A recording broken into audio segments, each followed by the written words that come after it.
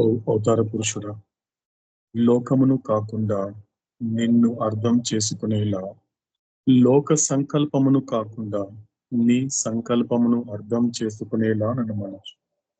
శాశ్వత ప్రియతమ అవతార్ మెహర్ బాబా కి జై. శాశ్వత ప్రియతమ అవతార్ మెహర్ బాబా కి జై. శాశ్వత ప్రియతమ అవతార్ మెహర్ బాబా కి జై. శాశ్వత ప్రియతమ అవతార్ మెహర్ బాబా కి జై. జై మెహర్ బాబా మా అందరికి.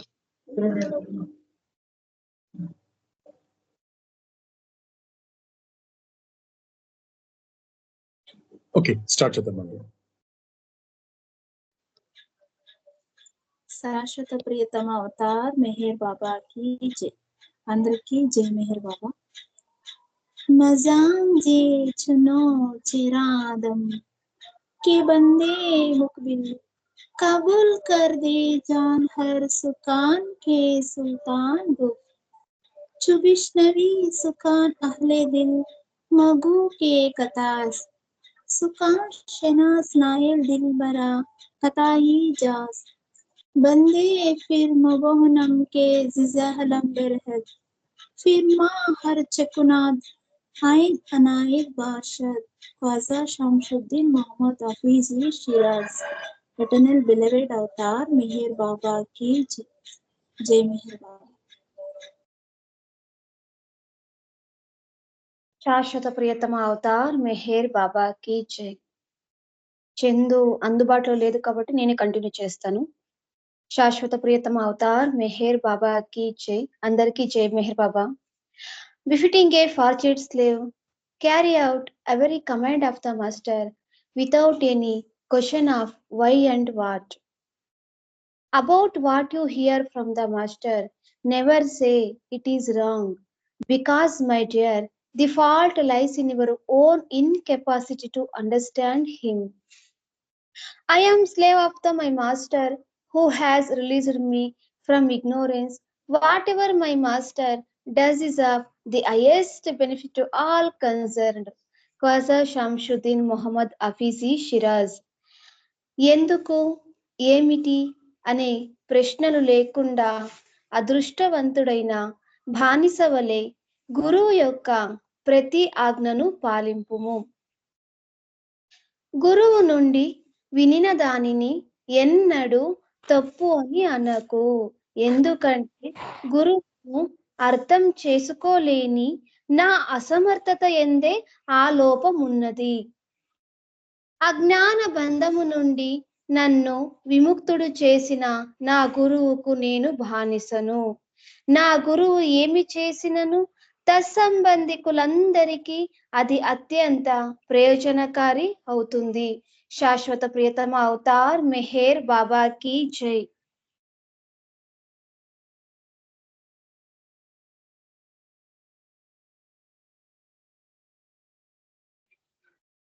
శాశ్వత ప్రియతమ అవతార్ మెహర్ బాబా కి జై.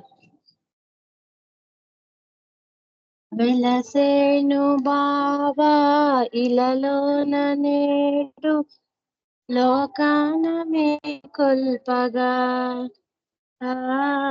లోకాల మేల్కొల్పగా, తన ప్రేమ జల్లు మన పైన జల్లే, తన ప్రేమ జల్లు మన పైన జల్లే.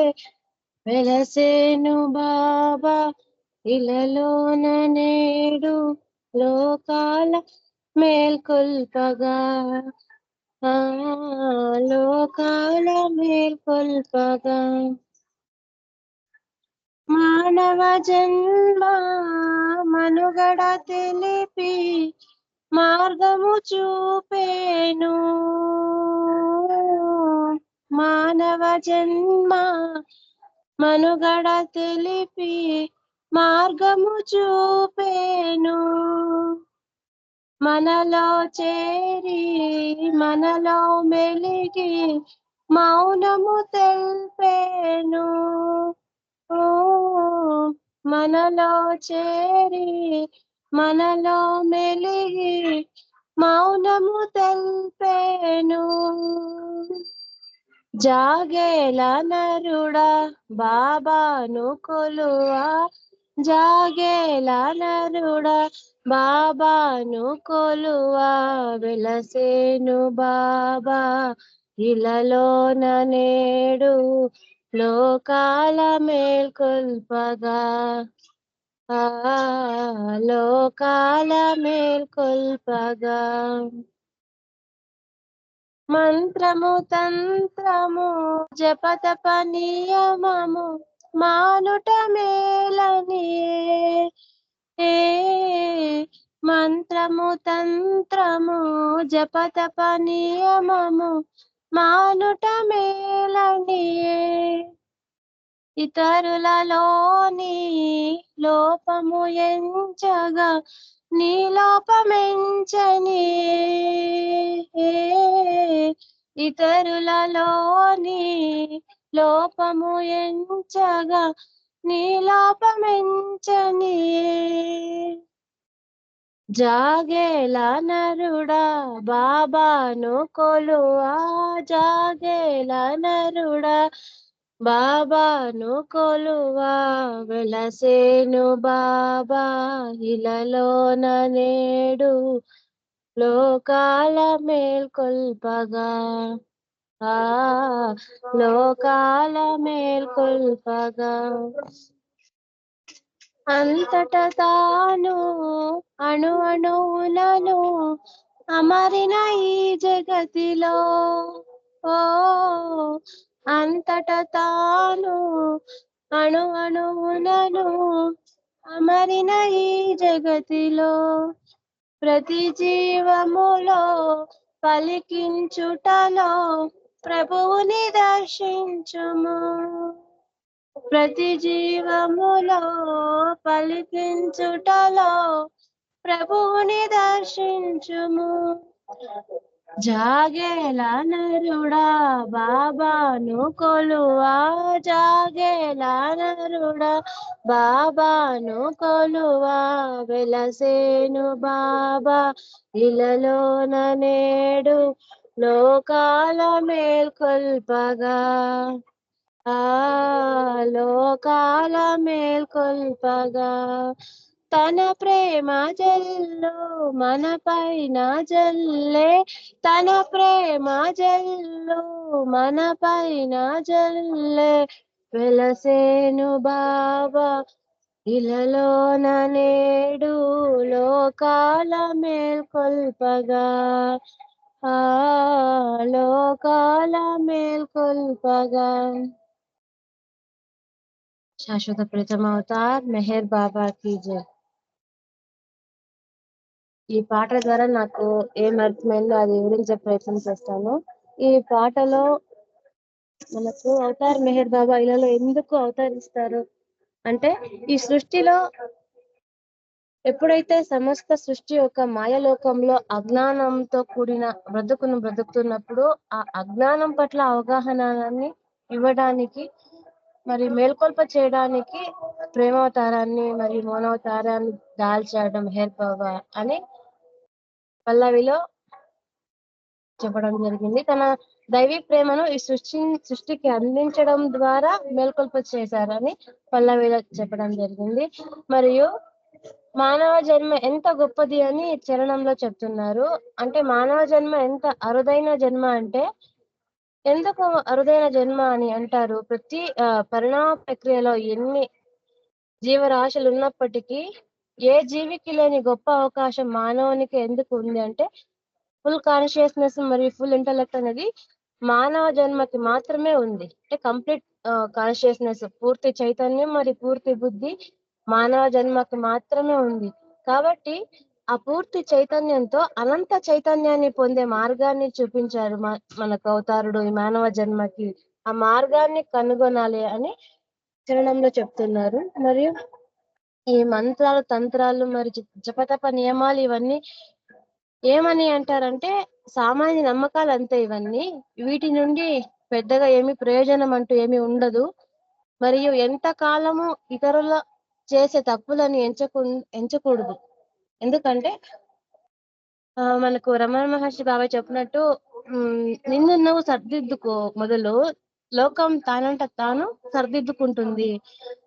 అలా మనము ఈ పునర్జన్మ ప్రక్రియలో ఇండివిజువల్ జర్నీ, ఎవరికి వాళ్ళు జీవించాలంతే. ఆధ్యాత్మిక ప్రయాణంలో ముందుకు సాగుతూ ఉండాలి. ఇతరులపై లోపం ఏంటిది? బాబాకు ఇష్టం లేని ఒక ఇది అంటే పరనింద, అంటే బ్యాక్ బైటింగ్. దాన్ని చేయకూడదు, ఆ తప్పును మానుకోవాలి అని ఇక్కడ చెప్తున్నారు మరి అని బాబా ఎప్పుడు చెప్తుంటారు. మరియు ప్రతి జీవిలోనూ భగవంతుణ్ణి దర్శించాలి. ఎలా అంటే మనం చూసే సృష్టిలో ప్రతిదీ భగవంతునిదే.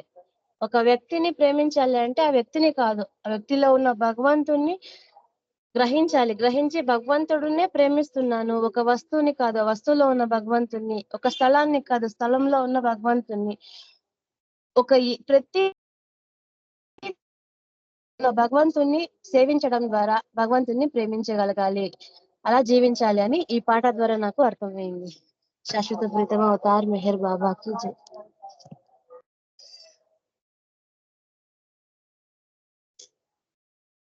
The human form is the highest and the most sublime form evolved during the evolution of consciousness. అనేటువంటి అవతార పురుషుడు యొక్క మాటని తేజిత తన యొక్క పాట ద్వారా అందించడం జరిగింది. మొత్తం పూర్తి సారాంశం అనేది నాకు అర్థమైనంత వరకు. ఎందుకంటే ఈ మానవ జన్మ అంటే ఏముంది ఇందులో అనేది మనకి స్పష్టంగా అవుతాడు చెప్పడం జరిగింది. ఎందుకంటే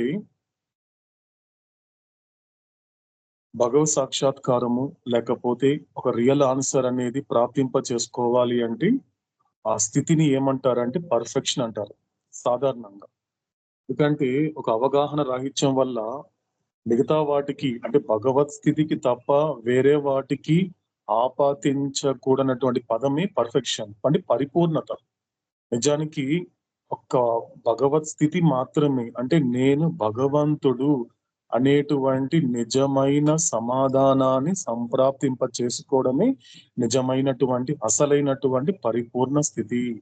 కాబట్టి అటువంటి పరిపూర్ణమైనటువంటి స్థితికి అంటే ఆ పర్ఫెక్షన్ కి చేరుకోవడానికి, ఆ పర్ఫెక్షన్ యొక్క స్టేట్ ని అనుభవించడానికే నీకు ఇవ్వబడింది పర్ఫెక్ట్ మీడియం అని అవుతాడు. ఎందుకంటే ఎవరికి వాళ్ళు ఒకసారి విచారణ చేసుకున్నప్పుడు అంటే అవతారుడు మనకి ఫస్ట్ నుంచి కూడా ఒక పదాన్ని మాత్రం రిపీట్ చేస్తున్నాడు. ఎందుకంటే ఇంతవరకు ఒక రూపం అన్నాడు ఒకసారి, తర్వాత బాడీ అనడం జరిగింది స్టార్టింగ్ లో, కానీ ఒక మాట మాత్రము పర్టికులర్ గా రిపీట్ చేస్తున్నాడు అండి అవతారుడు. కాస్త అబ్జర్వ్ చేస్తే మనల్ని అవతారుడు చెప్పే మాటల్ని కొంచెం స్మరించుకునే ప్రయత్నం చేస్తే ఒక మాట రిపీట్ చేస్తున్నాడు. ఎక్కడ కూడా ఫామ్ బాడీ అనే మాట తగ్గించి మీడియం అనే పదం వాడుతున్నాడు ప్రతి చోట. ఎందుకంటే దిస్ ఇస్ అ మీడియం, ఇది నీకు ఒక మాధ్యమంగా ఇవ్వబడింది. ఎందుకంటే దీనితో ఉండడం కాదు, దీని ద్వారా పొందాల్సినంటూ ఏదో ఉంది. ఎందుకంటే ఎరుకతో ఉండడం అంటే అర్థం ఏంటి అన్నప్పుడు ఈ విచారణలు చూస్తే శరీరంతో ఉండడం అనేటువంటిది నువ్వు ఉంటున్నావు అంటే నీకు ఎరుక లేదని అర్థం. ఎందుకంటే ఒక శరీరాల పట్ల నీ శరీరం పట్ల ఎరుక ఉన్నంత వరకు, మిగతా శరీరాల పట్ల ఎరుక ఉన్నంత వరకు నీకు శరీరాలతో ఉండాలనిపిస్తుంది తప్ప ఆ శరీరాలు అనేటువంటిది మాధ్యమం అనే ఎరుక నీకు రాదు. ఎందుకంటే శరీరము, ఎందుకంటే ఒక శరీరం ఉండడం వలన నువ్వు సంతోషపడుతున్నావు, శరీరం దూరం అవడం వల్ల నీకు దుఃఖపడుతున్నావు అంటే దీన్ని బట్టి నిన్ను బాధించేటువంటిది అజ్ఞానం కన్నా ఎరుక లేకపోవడమే నిన్ను బాధిస్తోంది అంటున్నాడు అవతారుడు. కాబట్టి ఇక్కడ స్పష్టంగా ఏం చెప్తున్నాడు అంటే ఈ శరీరంతో ఉండడం అనేది జరగదు, గుర్తు పెట్టుకోండి. ఎందుకంటే ఇక్కడ నీతో నేను తప్ప ఎవరు లేరు. ఎందుకంటే నీకు ఒక కంపానియన్స్ చాలా మంది ఉంటారు, నీకు సహచరులు ఈ లోకంలో చాలా మంది ఉంటారు, కానీ వాళ్ళు కాన్స్టాంట్ గా ఉండగలుగుతారా, నిత్యంగా ఉండగలుగుతారా అనేటువంటి నిన్ను నువ్వు ప్రశ్నించుకుంటే, ఎందుకంటే ఒక్కసారి ఈ క్షణం నిన్ను నువ్వు విచారణ చేసుకున్నప్పుడు నీకు ఈ ప్రపంచంలోకి వచ్చిన తర్వాత, ఊహ తెలిసిన తర్వాత నువ్వు ఎంత మందిని చూసావు ఊహ తెలిసిన మొదట్లో, ఇప్పుడు అందులో ఎంతమంది ఇప్పుడు ప్రాణాలతో ఉన్నారు, ఇప్పుడు ఎంతమంది లోకంలో ఉన్నారు. కాబట్టి నీ కంటికి కనిపించే వాళ్ళు కంటికి కనిపించకుండా ఎంతమంది నిష్క్రమించారు, అదే విధంగా ఇంతవరకు నువ్వు చూడనటువంటి వాళ్ళని నీ కళ్ళతో నువ్వు చూడగలుగుతున్నావు. అంటే ఎక్కడో చోట ఈ రాకపోకలు అనేది కూడా నీ కళ్ళ ముందు జరుగుతూనే ఉన్నాయి. కాబట్టి ఇక్కడ ఈ శరీరానికి సంబంధించినంత వరకు ఈ శరీరంతో ఉండడం కానీ ఈ శరీరంతో ఉండిపోవడం అనేది అది జరిగే పని కాదు అని అవతారుడు తన మాట యొక్క అంతరార్థము. కాబట్టి ఈ శరీరం ద్వారా నువ్వు ఏదైతే పొందాలో దానిని పొందే ప్రయత్నం చేయాలి. ఎందుకంటే శరీరాన్ని మాధ్యమము అనేటువంటి ఒక అవగాహన ఏర్పడుతున్నంత వరకు ఒక చక్కని మనకు ఒక ఉదాహరణ ద్వారా చెప్తాడు అవుతాడు. ఎంతవరకు అంటే ఈ స్థూల శరీరపు మాధ్యమం అనేది ఎంతవరకు ప్రయోజనం కలిగిస్తుందంటే పై మెట్టు ఎక్కేంత వరకే క్రింది మెట్టు యొక్క ప్రయోజనము. ఇదొక్క లైన్ అర్థం చేసుకుంటే చాలండి. ఇదొక్క లైన్ అర్థం చేసుకుంటే చాలు. అవతాడు చెప్పే మాట దాని వెనక ఉన్న అంతరార్థం అర్థమవుతుంది. అంటే ఈ స్థూల అంటే ఈ శరీరాల యొక్క మాధ్యమం అనేది ప్రయోజనం అంటే ఏంటి అన్నప్పుడు, అంటే నువ్వు మెట్లు ఎక్కుతున్నప్పుడు ఒక్కొక్క మెట్టు ఎక్కుతూ నువ్వు పైకి వెళ్తావు. నువ్వు ఒక్కొక్క మెట్టు పైకి ఎక్కి వెళ్తున్నప్పుడు నీ చూపు నీ దృష్టి పై మెట్టు మీద ఉంటుంది తప్పించి నువ్వు ఆల్రెడీ ఎక్కేసినటువంటి కింద మెట్టు మీద నీ దృష్టి ఉండదు. కింద ఇప్పుడు ఎప్పుడే మెట్టు ఎక్కాను కదా, ఆ కింద మెట్టు ఎలా ఉందని నువ్వు తిరిగి ఎప్పుడు చూసుకోవు. అంటే దాని అవసరం నీకు లేదు. అంటే క్రింది మెట్టు యొక్క ప్రయోజనం ఏంటి? పై మెట్టు ఎక్కేంత వరకు క్రింది మెట్టు యొక్క ప్రయోజనము. అంటే స్థూల శరీరం యొక్క మాధ్యమం అనే ప్రయోజనం ఎప్పటి వరకు ఉంటుంది? సూక్ష్మ శరీరం యొక్క మాధ్యమాన్ని ఉపయోగించుకునేంత వరకే ఈ యొక్క స్థూల శరీరం యొక్క మాధ్యమం అనేది ప్రయోజనం కలిగి ఉంటుంది. అదే విధంగా సూక్ష్మ శరీరం అనేటువంటి మాధ్యమం ద్వారా మానసిక శరీరాన్ని సద్వినియోగపరుచుకునేటువంటి ప్రక్రియల్లో ఇది క్రింది మెట్టు అయిపోయింది. కాబట్టి ఆ విధంగా మానసిక శరీరం యొక్క మాధ్యమం ద్వారా నీ స్వస్వరూపం యొక్క ఎరుక నీకు కలిగించుకోవాలి. అందుకోసమే ప్రాప్తించబడింది. కాబట్టి ఇంతవరకు మనకి తేజిత షేర్ చేసినటువంటి ఆ పాట యొక్క సారాంశం అనేది ఎలా తీసుకున్నప్పుడు అవతాడు చెప్పినట్లుగా ఈ మానవ జన్మ అనేటువంటిది, ఎందుకంటే ఎప్పటికప్పుడు this is a perfect form, అంటే ఒక పరిపూర్ణతని సాధించడానికి ఈ మానవ జన్మలో ఏ ఉద్దేశంతో అయితే అవతార పురుషుడైన మెహర్ బాబా ఈ లోకంలోకి మరొక్కసారి పంపించాడు అంటే ఏంటి ఆ ప్రయోజనము? ఆ జన్మ యొక్క ప్రయోజనం ఏంటి? సో నా యొక్క జన్మ యొక్క ప్రయోజనము ఈ సృష్టి యొక్క ప్రయోజనంతో ముడిపడి ఉంది. కాబట్టి ఎటువంటి స్థితిని నేను పొందాలి అంటే అది పరిపూర్ణత స్థితి. నన్ను నేను ఒక మానవుడిగా ఉన్నంత వరకు పరిపూర్ణత రాదు. ఈ ఒక పరిపూర్ణత ఎప్పుడు వస్తుంది అన్నప్పుడు నేను పరిపూర్ణత అనేటువంటి స్థితిని సాధించినప్పుడు మాత్రమే. అంటే మానవుడు మాధవుడు కాగలగాలి. ఆ యొక్క ఉద్దేశంతో ఇవ్వబడినటువంటిదే ఈ యొక్క మానవ జన్మ ద్వారా ఈ యొక్క ఒక పరిపూర్ణమైనటువంటి ఒక మాధ్యమమైన స్థూల శరీరము. ఓకేనండి. ఇక అవతార పురుషుడైన మెహర్ బాబా భగవంతుడిగా మాట్లాడుతూ అందిస్తున్నటువంటి గాడ్ స్పీక్స్ కొంతకాలంగా మనము కాస్త ఎరుకతోని కొనసాగిస్తున్నాము. ఎందుకంటే మరొక్కసారి ఒక మాటని స్మరించుకునే ప్రయత్నం చేద్దాము, గతంలో చెప్పిన అవతాడి మాటని. ఎందుకంటే యువర్ ఫార్చునేట్ అంటాడు అవతాడు. యువర్ ఫార్చునేట్ అంటాడు.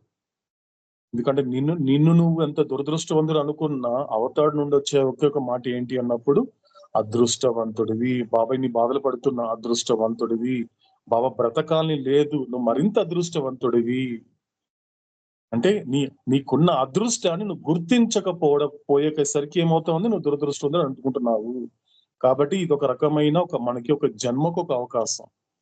ఎందుకంటే ఇప్పుడు అవతార్ పురుషుడైన మెహర్ బాబా సో ఇన్ని ఆత్మల్ని కూర్చోపెట్టుకున్నాడు అంటే ఎస్ ఒక ఆపర్చునిటీ ఇచ్చాడు, ఒక అవకాశం ఉంది. సో కాబట్టి ఒక ఛాన్స్ ఉంది. ఈ జన్మలో మనకేముంది అన్నప్పుడు కరెక్ట్ గా అర్థం చేసుకుంటే ఒక ఛాన్స్ ఇచ్చాడు అవుతాడు, మరొక ఛాన్స్ ఇచ్చాడు. లేనిది ఏంటండి?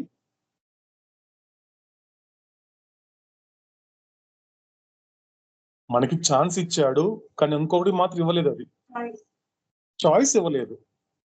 చాయిస్ ఇవ్వలే ఆయన. ఎందుకంటే నేను ఎలా ఉండాలి, నేను హ్యాపీగా ఉండాలనుకుంటున్నానంటే నీకు ఆ ఛాన్స్ లేదు. ఎందుకంటే నీ ప్రారంభం బట్టి ఉంటుంది.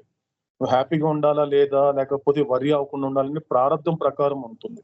సో దాన్ని బేస్ చేసుకొని, ఎందుకంటే ఒక్కొక్క సమయంలో ప్రారంభం ప్రకారము నీ జీవితంలో జరిగే కొన్ని విషయాల పట్ల నువ్వు స్పందించకుండా ఉండగలిగితేనే నా మాటని నువ్వు ఆచరణాత్మకంగా పెట్టగలుగుతావు. ఎందుకంటే ప్రారంధానుసారం నువ్వు ఎన్ని దుఃఖాలు అనుభవించినా కూడా నేనేం చెప్తున్నాను, డోంట్ వరీ, బీ హ్యాపీ. నేను అదే మాట చెప్తాను. ఎందుకంటే అది నీ ప్రారంధం ప్రకారము నీకు జరగలేదు, నీ జీవితంలో జరిగింది. నీ శరీరం బాధపడుతోంది, నువ్వు బాధపడటం లేదు. కాబట్టి అలా ఒక సాక్షిగా చూసే ప్రయత్నం చేస్తే హ్యాపీగా ఉండొచ్చు. ఎందుకంటే ఎంత కాలం అయితే అంటే నీ సంస్కారాలే అన్నిటికీ కారణము అనే అవగాహన రానంత వరకు నువ్వు ఎంత కాలం అయితే ఏబిసిల వల్లనే నేను ఈ విధంగా ఉన్నాను అనేటువంటి నీకు తెలియని కారణం పట్టుకున్నంత వరకు ఎన్ని వరీస్ వచ్చినా కూడా ఆ వరీలు నువ్వు కొట్టుకోపోతావు తప్ప నువ్వు బీ హ్యాపీగా ఉండే అవకాశం లేదు. కాబట్టి ఏది జరిగినా, ఎందుకంటే it's according to your impressions, what ever happens. నీకు ఏదైతే జరుగుతోందో నీ జీవితంలో, ఏదైతే జరగడం లేదో, ఈ రెండిటికి కూడా దేనికి అనుగుణంగా వెళ్తుంది, నీ సంస్కారాలకి అనుగుణంగానే పోతుంది తప్ప నీ ఇష్టానుసారం ఇక్కడ జరిగే అవకాశం లేదు. కాబట్టి నీ ఇష్టాలకి ఇక్కడ నీకు చాయిస్ లేదు. కాబట్టి ఒక్కటే గుర్తు పెట్టుకోవాలి, దిస్ ఇస్ ఛాన్స్. అవతారుడు ఒక ఛాన్స్ ఇచ్చాడు ఈ జన్మలో. ఎందుకు? నన్ను నేను తెలుసుకోవడానికి, ఆ ప్రైమరీ రెస్పాన్సిబిలిటీని ఫుల్ఫిల్ చేసుకోవడానికి. ముఖ్యంగా డు నాట్ షిర్క్ యువర్ రెస్పాన్సిబిలిటీస్ అంటే ఇది కేవలము నా యొక్క వ్యక్తిగత ప్రయాణపు అవగాహన మాత్రమే. డు నాట్ షిర్క్ యువర్ రెస్పాన్సిబిలిటీస్ అన్నాడు అవుతాడు, అంటే బాధ్యతలు అన్నాడు. సో దానిని నేను యాక్చువల్ నాకు అర్థమయ్యేలా అవుతాడు చెప్పిన మాట, ఒకటి ప్రైమరీ రెస్పాన్సిబిలిటీ, రెండోది సెకండరీ రెస్పాన్సిబిలిటీ. ప్రైమరీ రెస్పాన్సిబిలిటీ ఏంటి? నేనెవరో నేను తెలుసుకోవాలి. నేనెవరో నేను తెలుసుకుంటే కదా ఈ తల్లిదండ్రులు ఎవరు, భార్య బిడ్డలు ఎవరు అనేటువంటి అవగాహన వస్తుంది. నువ్వు ప్రైమరీ రెస్పాన్సిబిలిటీ తెలుసుకోకుండా సెకండరీ రెస్పాన్సిబిలిటీ పెట్టుకొని వీళ్ళకి నేను ఇది చెయ్యాలి కాబట్టి అది నా బాధ్యత అంటే, అసలు నువ్వెవరో నువ్వు తెలుసుకోకుండా నీ ద్వారా వాళ్ళకి ఏం చేస్తున్నావో దాని పట్ల అవగాహన నీకు ఎలా కలుగుతుంది?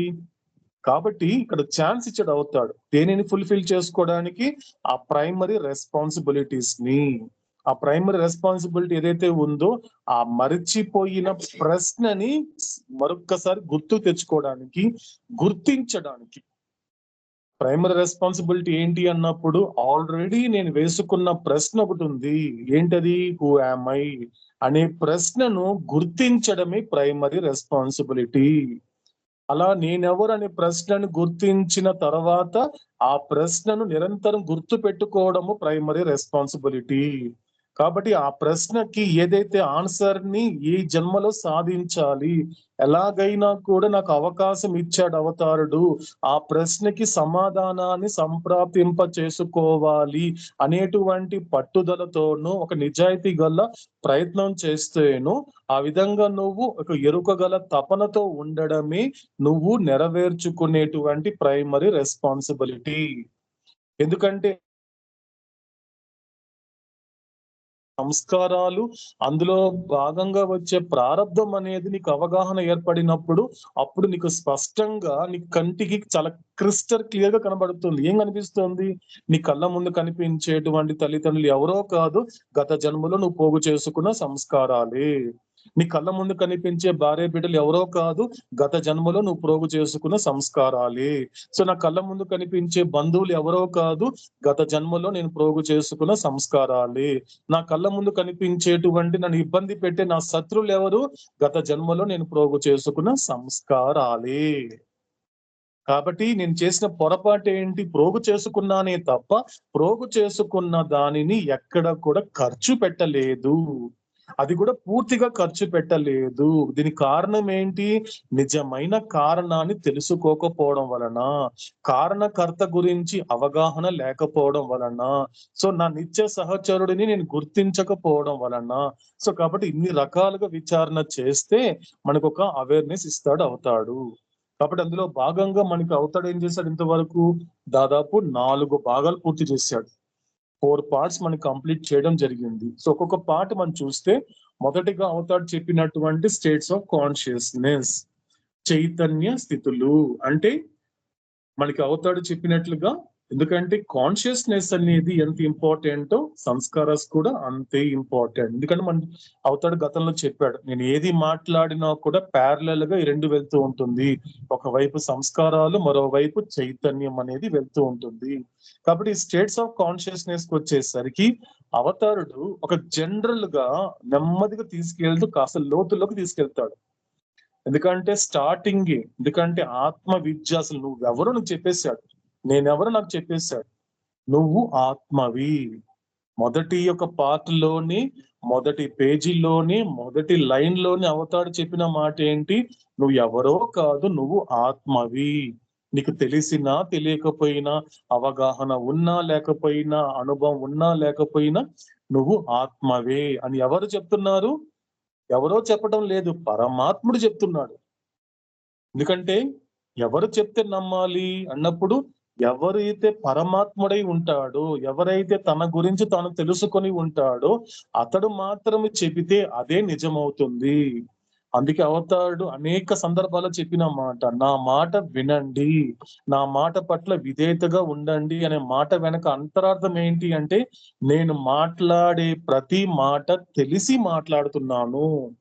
నాకు తెలుసు, నేను మాట్లాడేది నేను తెలిసే మాట్లాడుతున్నా. మీ సంగతికి వచ్చేసరికి అది కేవలం మాటలకే పరిమితం తప్ప మీరు మాట్లాడే మాటలు చాలా వరకు తెలిసి మీరు మాట్లాడటం లేదు. కాబట్టి నాకు తెలుసు, కాబట్టి ఎందుకంటే నేను మాట్లాడే ప్రతి మాట రియాలిటీ, ట్రూత్ అని చెప్పాడు అవుతాడు. కాబట్టి ఈ యొక్క ప్రక్రియలో భాగంగా కాన్షియస్నెస్, ఎందుకంటే ఈ యొక్క కాన్షియస్నెస్ కి సంస్కారాస్ కి మధ్య జరిగేదంతా కథ అంతా ఈ రెండింటి మధ్య ఉంటుంది. సినిమా అంతా ఈ రెండిటికి మధ్య ఉంటుందండి. ఎలాగైతే ఒక హీరోకి విలన్ కి మధ్య సినిమా అంతా ఫైట్ చేసుకోవడము, లేక ద్వేషించుకోవడము, తర్వాత తిరిగి కలిసిపోవడము, లేకపోతే రకరకాలైనటువంటి సంఘర్షణ ఏర్పడుతూ ఉంటుంది రెండు పాత్రల చుట్టూ. రెండు పాత్రల మధ్యలో సినిమా అంతా జరుగుతూ ఉంటుంది. ఇక్కడ కూడా ప్రతి ఒక్క జీవుడి యొక్క కథ ఈ రెండిటి మధ్య జరుగుతుందండి. కథానాయకుడు ఎంత గొప్పగా స్క్రీన్ ప్లే డైరెక్షన్ చేసే అవతార్ మెహర్ బాబా ఎంత గొప్పగా ప్రొడ్యూస్ చేసింది కూడా ఆయనే. మొత్తం కంప్లీట్ గా అన్ని ఆల్మోస్ట్ బ్యాక్గ్రౌండ్ గా ఉంటూ అన్ని చేసింది అవతారుడి. కాబట్టి నా కథ కరెక్ట్ గా చూస్తే ఈ రెండిటికి మధ్య జరుగుతుంది కథ అంతా. ఒకటి చైతన్యానికి ముందు తర్వాత ఉన్నటువంటి సంస్కారాలకి మధ్యనే జరుగుతోంది. అందుకే మనకి స్టార్టింగ్ లో మనకి అవతాడు అందించాడు, గుప్పెట్లో గాడ్ స్పీక్స్ వచ్చే విధంగా అక్కడికక్కడ అందిస్తూనే వస్తున్నాడు. కాబట్టి దాంట్లో మనం ఫస్ట్ చూసింది ఏంటి? CB, consciousness of body.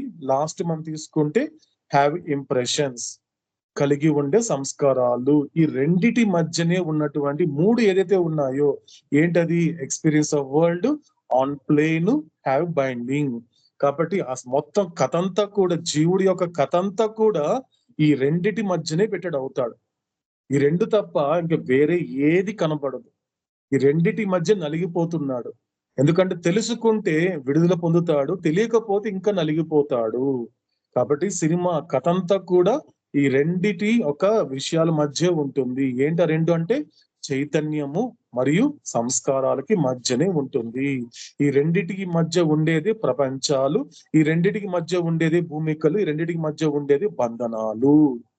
ఇది మనకు అవతాడు చెప్పినటువంటి ఒక క్రిస్టల్ క్లియర్ పిక్చర్ ఇస్తున్నాడు అవతాడు. ఈ విధంగా చెబుతూ సెకండ్ పార్ట్కి వచ్చేసరికి ఏం చేశాడు అవుతాడు? అసలు నీ కథ ఎలా మొదలైంది, ఎక్కడ మొదలైంది? ఎందుకంటే మనకు అవుతాడు ఏం చెప్తున్నాడు ప్రతిసారి కూడా అంటే ఈ మెహరోపాసనం ద్వారా, అంటే అవతార పురుషుడి దగ్గరగా కూర్చోవడం ద్వారా మనకి ఏం చెప్తున్నాడు అంటే ప్రతి ఒక్కరి రూట్ చెప్తున్నాడు. రూట్ ఏంటి? మూలం చెప్తున్నాడు. నీ మూలం ఏంటో నువ్వు తెలుసుకోవాలి. మెహరోపాసనంలో అవతారుడి దగ్గర కూర్చోవడం వలన కలిగేటువంటి ఆధ్యాత్మిక రెండోది ఏంటి? బేస్, పునాది. నా కథకి పునాది ఎక్కడ పడింది? మూడోది తీసుకుంటే సోర్స్ తీసుకుంటే మనకి కంప్లీట్ గా ఆధారము. అది ఎక్కడ నాకు ఆధారంగా స్టార్ట్ అయ్యింది. కాబట్టి సెకండ్ పార్ట్ అంతా కూడా ఎలా నా కథ మొదలయ్యింది అనేది అవతాడు ఎక్స్ప్లెయిన్ చేసుకుంటూ పోతూ చివరికి వచ్చేసరికి మానవ జన్మకు వచ్చేసరికి అక్కడ కొన్ని గొప్ప విషయాలు చెప్పి కంక్లూడ్ చేయడం జరిగింది. ఇక థర్డ్ పార్ట్కి వచ్చేసరికి మనకి అవతాడు ఏం చెప్పాడు అంటే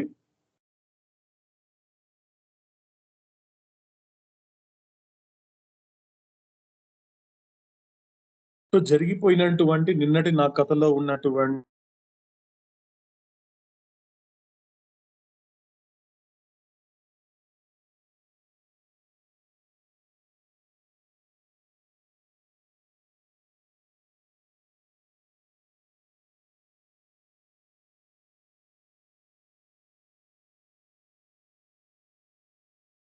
విషయాలు కొంచెం ఇది కూడా మాక్సిమం కూడా ఆ నిన్నటి నా కథ గురించి ఎక్కువగా ఉంటుంది.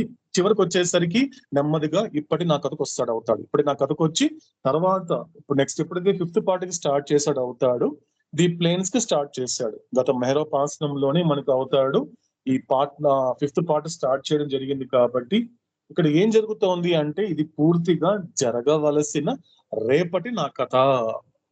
అంటే మానవ జన్మ ప్రాప్తింప చేసుకున్న తర్వాత, మనిషిగా పుట్టిన తర్వాత, మనిషిగా ఈ యొక్క పరిపూర్ణమైనటువంటి మాధ్యమంతో కలుసుకున్న తర్వాత నేను చేయాల్సిన పని అంటూ ఏదైనా ఉంది అంటే అదే ఈ యొక్క చేయాల్సిన ప్రయాణాలు. That is the journey on planes.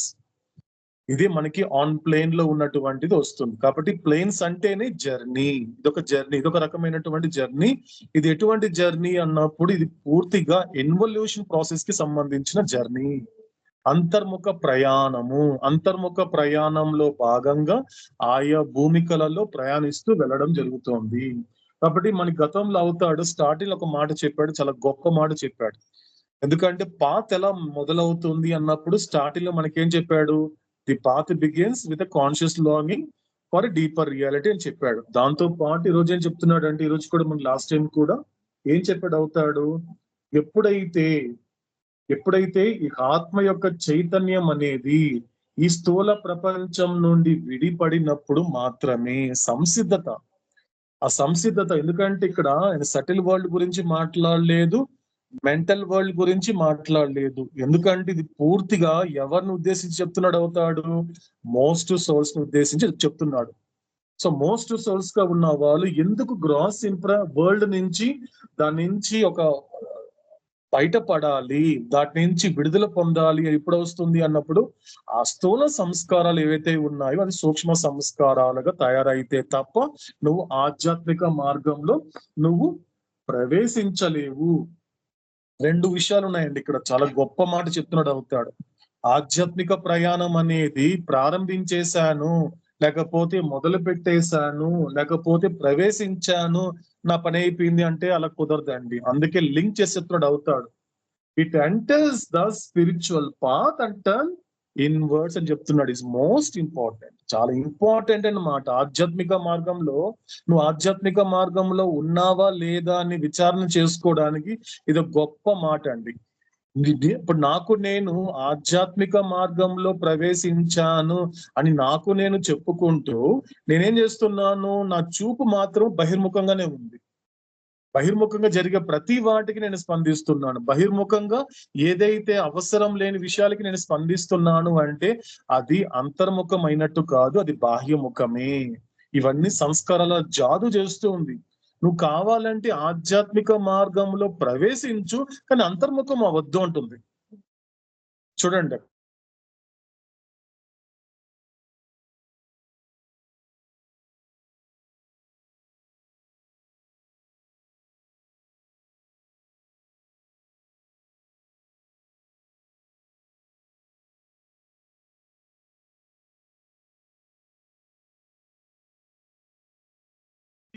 కానీ మిగతా స్థూల శరీరాలతో నువ్వు అనుబంధం పెట్టుకుంటే చాలా గొప్పగా ఉంటుంది అని సంస్కారాలు ఎప్పటికప్పుడు జీవుణ్ణి ఆ జాదు చేస్తూనే ఉంటుంది.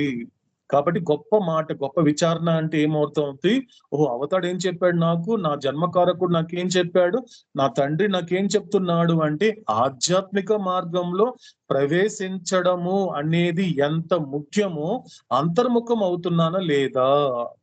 అంతర్ముఖం అవడం అనేటువంటిది దేని మీద ఆధారపడి ఉంటుంది అంటే నీ బాహ్యంగా జరిగేటువంటి ఈ యొక్క స్థూల శరీరం కావచ్చు, స్థూల ప్రపంచంలో జరిగే విషయాల పట్ల నీ స్పందన మీద ఆధారపడి ఉంటుంది. నీ ప్రతిస్పందన, నీ యొక్క రిప్లై ఎలా ఉంటుంది, నువ్వు ఎలా రెస్పాండ్ అవుతున్నావు దాన్ని బట్టి ఉంటుంది నువ్వు అంతర్ముఖం అయ్యావా బాహ్యముఖం అయ్యావా అనేటువంటిది ఇలా చెప్పడంతో అవతాడు ఇంకో గొప్ప మాట వాడాడు ఫస్ట్ పేరాలోనే. ఎందుకంటే నిజానికి భారము అంటే ఏదైనా ఉంది. ఎందుకంటే వీళ్ళు నాకు భారంగా ఉన్నారండి. సాధారణంగా వచ్చే భాష ఎలా ఉంటుంది, ఈ స్థూల సంస్కారాల ద్వారా నేర్చుకునే భాష ఎలా ఉంటుందంటే కేవలం శరీరాలను చూపిస్తూ, కేవలము ఒక శరీరాన్ని చూపిస్తూ ఇది వీళ్ళంతా నాకు ఒక భారంగా తయారయ్యారండి అంటారే. ఇక్కడ అవతాడు ఒప్పుకోలేదు. ఫస్ట్ మనకి 2 క్లారిఫికేషన్ ఇచ్చాడు అవతాడు. ఇంతకు ముందు కూడా వీళ్ళంతా నాకు బంధనాలు అండి అంటున్నాడే ఒక జీవుడు, అంటే ఒక శరీరాలను చూపించి బంధనాలు అంటున్నాడే, ఇది చాలా హాస్యాస్పదము. ఈ శరీరాలను చూపించి వీళ్ళంతా నాకు బరువుగా ఉన్నారండి, భారంగా ఉన్నారు అంటే ఇది మరింత హాస్యాస్పదం అంటున్నాడు అవుతాడు. అది ఎలా కుదురుతుంది? నీకు ఏదైనా బంధనం అంటే ఎక్కడి నుంచి వచ్చింది? సంస్కారాల నుండి బంధనం వచ్చిందే తప్ప శరీరాల నుండి బంధనం రాలేదే. స్పష్టంగా చెప్తుండే అవుతాడు. చాలా క్లియర్ గా శ్రద్ధగా ఆలకిస్తే ప్రతి మాట ఆ వెనక ఉన్న అంతరార్థంతో పాటు కాస్త ఇది జీర్ణింప చేసుకునే ప్రయత్నం చేయొచ్చండి. కాబట్టి నీ యొక్క శరీరాల ద్వారా నీకు బంధనాలు రావటం లేదు, శరీరాలు నీకు భారం కాదు. ఇది కేవలము నీ స్థూల సంస్కారాలకి లోబడడం వలన, అది అబద్ధాన్ని నిజంగా మార్చడం వలన, అలా మలచడం వల్ల నువ్వు అలాంటి భాష మాట్లాడుతున్నావే తప్ప నిజానికి అది నిజ భాష కాదు, అది అబద్ధమైన భాషే. కాబట్టి ఇక్కడ బంధనము అంటే దేనికి సంబంధించింది అన్నప్పుడు నీకు సంస్కారాలను బట్టే బంధనం వస్తుంది. ఆ బంధనం బట్టే నీకు బరువు అవుతుంది. కాబట్టి అద్భుతమైన మాట ఏంటి? బర్డన్ ఆఫ్ ఇంప్రెషన్స్ అని అవుతాడు. కాబట్టి ఇక్కడ అన్ని దేని నుండి విడుదల అవ్వాలి? ఒక బరువైన బ్రతుకుకి తేలికైన జీవితానికి డిఫరెన్స్ అదేనండి. మన కొంతమంది సాధకులని కానీ ఆధ్యాత్మిక మార్గంలో ముఖ్యంగా 5-6 భూమికలు అంటే ఉన్నతమైన భూమికలో ప్రయాణం చేసే వాళ్ళ యొక్క జీవితాల్ని గనక కాస్త పరిశీలిస్తే ఎలా ఉంటుంది? ఎంత వచ్చినా ఏమి జరిగినా కూడా అంత తేలికగా ఎలా ఉండగలుగుతున్నారు? ఒక మాటలో చెప్పాలి అంటే ప్రళయంలో సహితం ప్రశాంతంగా ఉన్నారు. ప్రళయంలో ప్రశాంతత. అవతాడు డోంట్ వరీ బీ హ్యాపీ అంటే బాబా ప్రళయం వచ్చేసింది బాబా అంటే అవునా, అయితే అందులో కూడా నువ్వు ప్రశాంతంగా ఉన్నట్టున్నాడు. ప్రళయంలో కూడా కానీ తమాషా ఏంటి, అర్థం కాని విషయం ఏంటి, అస్సలు కనిపెట్టలేని కారణం ఏంటి అంటే ఆ ప్రళయానికి కారణం కూడా అవతార్ మెహర్ బాబాయే. అవతార్ మెహర్ బాబాయే. నీకు ప్రారంధం ప్రకారము, ఎందుకంటే కొన్ని కరడుగట్టిన సంస్కారాలు ఖర్చు అవ్వాలి. నువ్వు నా దగ్గరకు వచ్చి ఏమడిగావు? బాబా నేను నీకు శరణాగతి పొందుతున్నాను, ఈ రోజు నుంచి నా జీవితం నాది కాదు నీది, నీ ఇష్టం బాబా, కానీ నాకు నువ్వు కావాలి, నీ ప్రేమ కావాలి, నువ్వు చెప్పిన జీవితం కావాలి, నువ్వు చూపించే మార్గంలో నేను నడుస్తాను, అది ఎలాగైనా పర్వాలేదు అని ఎప్పుడైతే నువ్వు నాకు ప్రామిస్ చేశావో నేను అక్కడి నుంచి నా వర్క్ స్టార్ట్ చేస్తాను. నేను చూస్తాను నీ ప్రారంభం ఏ విధంగా ఉంది అని తెలిసిన తర్వాత దానికి అనుగుణంగా నీ పరిస్థితుల్ని మారుస్తాను. మార్చడం అంటే ఏంటి? నీకు అనుకూలంగా కాదు, నాకు అనుకూలంగా వచ్చేలా మార్చుకుంటాను. అలా వచ్చింది ప్రళయము. కాబట్టి ప్రళయంలో కూడా ప్రశాంతంగా ఎలా ఉండగలుగుతారు కొంతమంది ఉన్నతమైన భూమికలో ఉన్న వాళ్ళు అంటే దానికి కారణం ఏంటి? వాళ్ళ యొక్క సంస్కారాల యొక్క బరువు తగ్గించుకున్నారు కాబట్టి. బరువైన బ్రతుకుకి తేలికైన జీవితానికి కారణం ఏంటి? ఈ యొక్క బరువైన బ్రతుకు బ్రతికేటువంటి వాడు ఈ యొక్క భారమైన సంస్కారాలని నెత్తిన మోసుకుంటూనే ఉంటాడు. కానీ తేలికైన జీవితం గడిపేవాడు ఆ నెత్తిన మోసుకునేటువంటి సంస్కారాలని తీసి కింద పెడతాడు.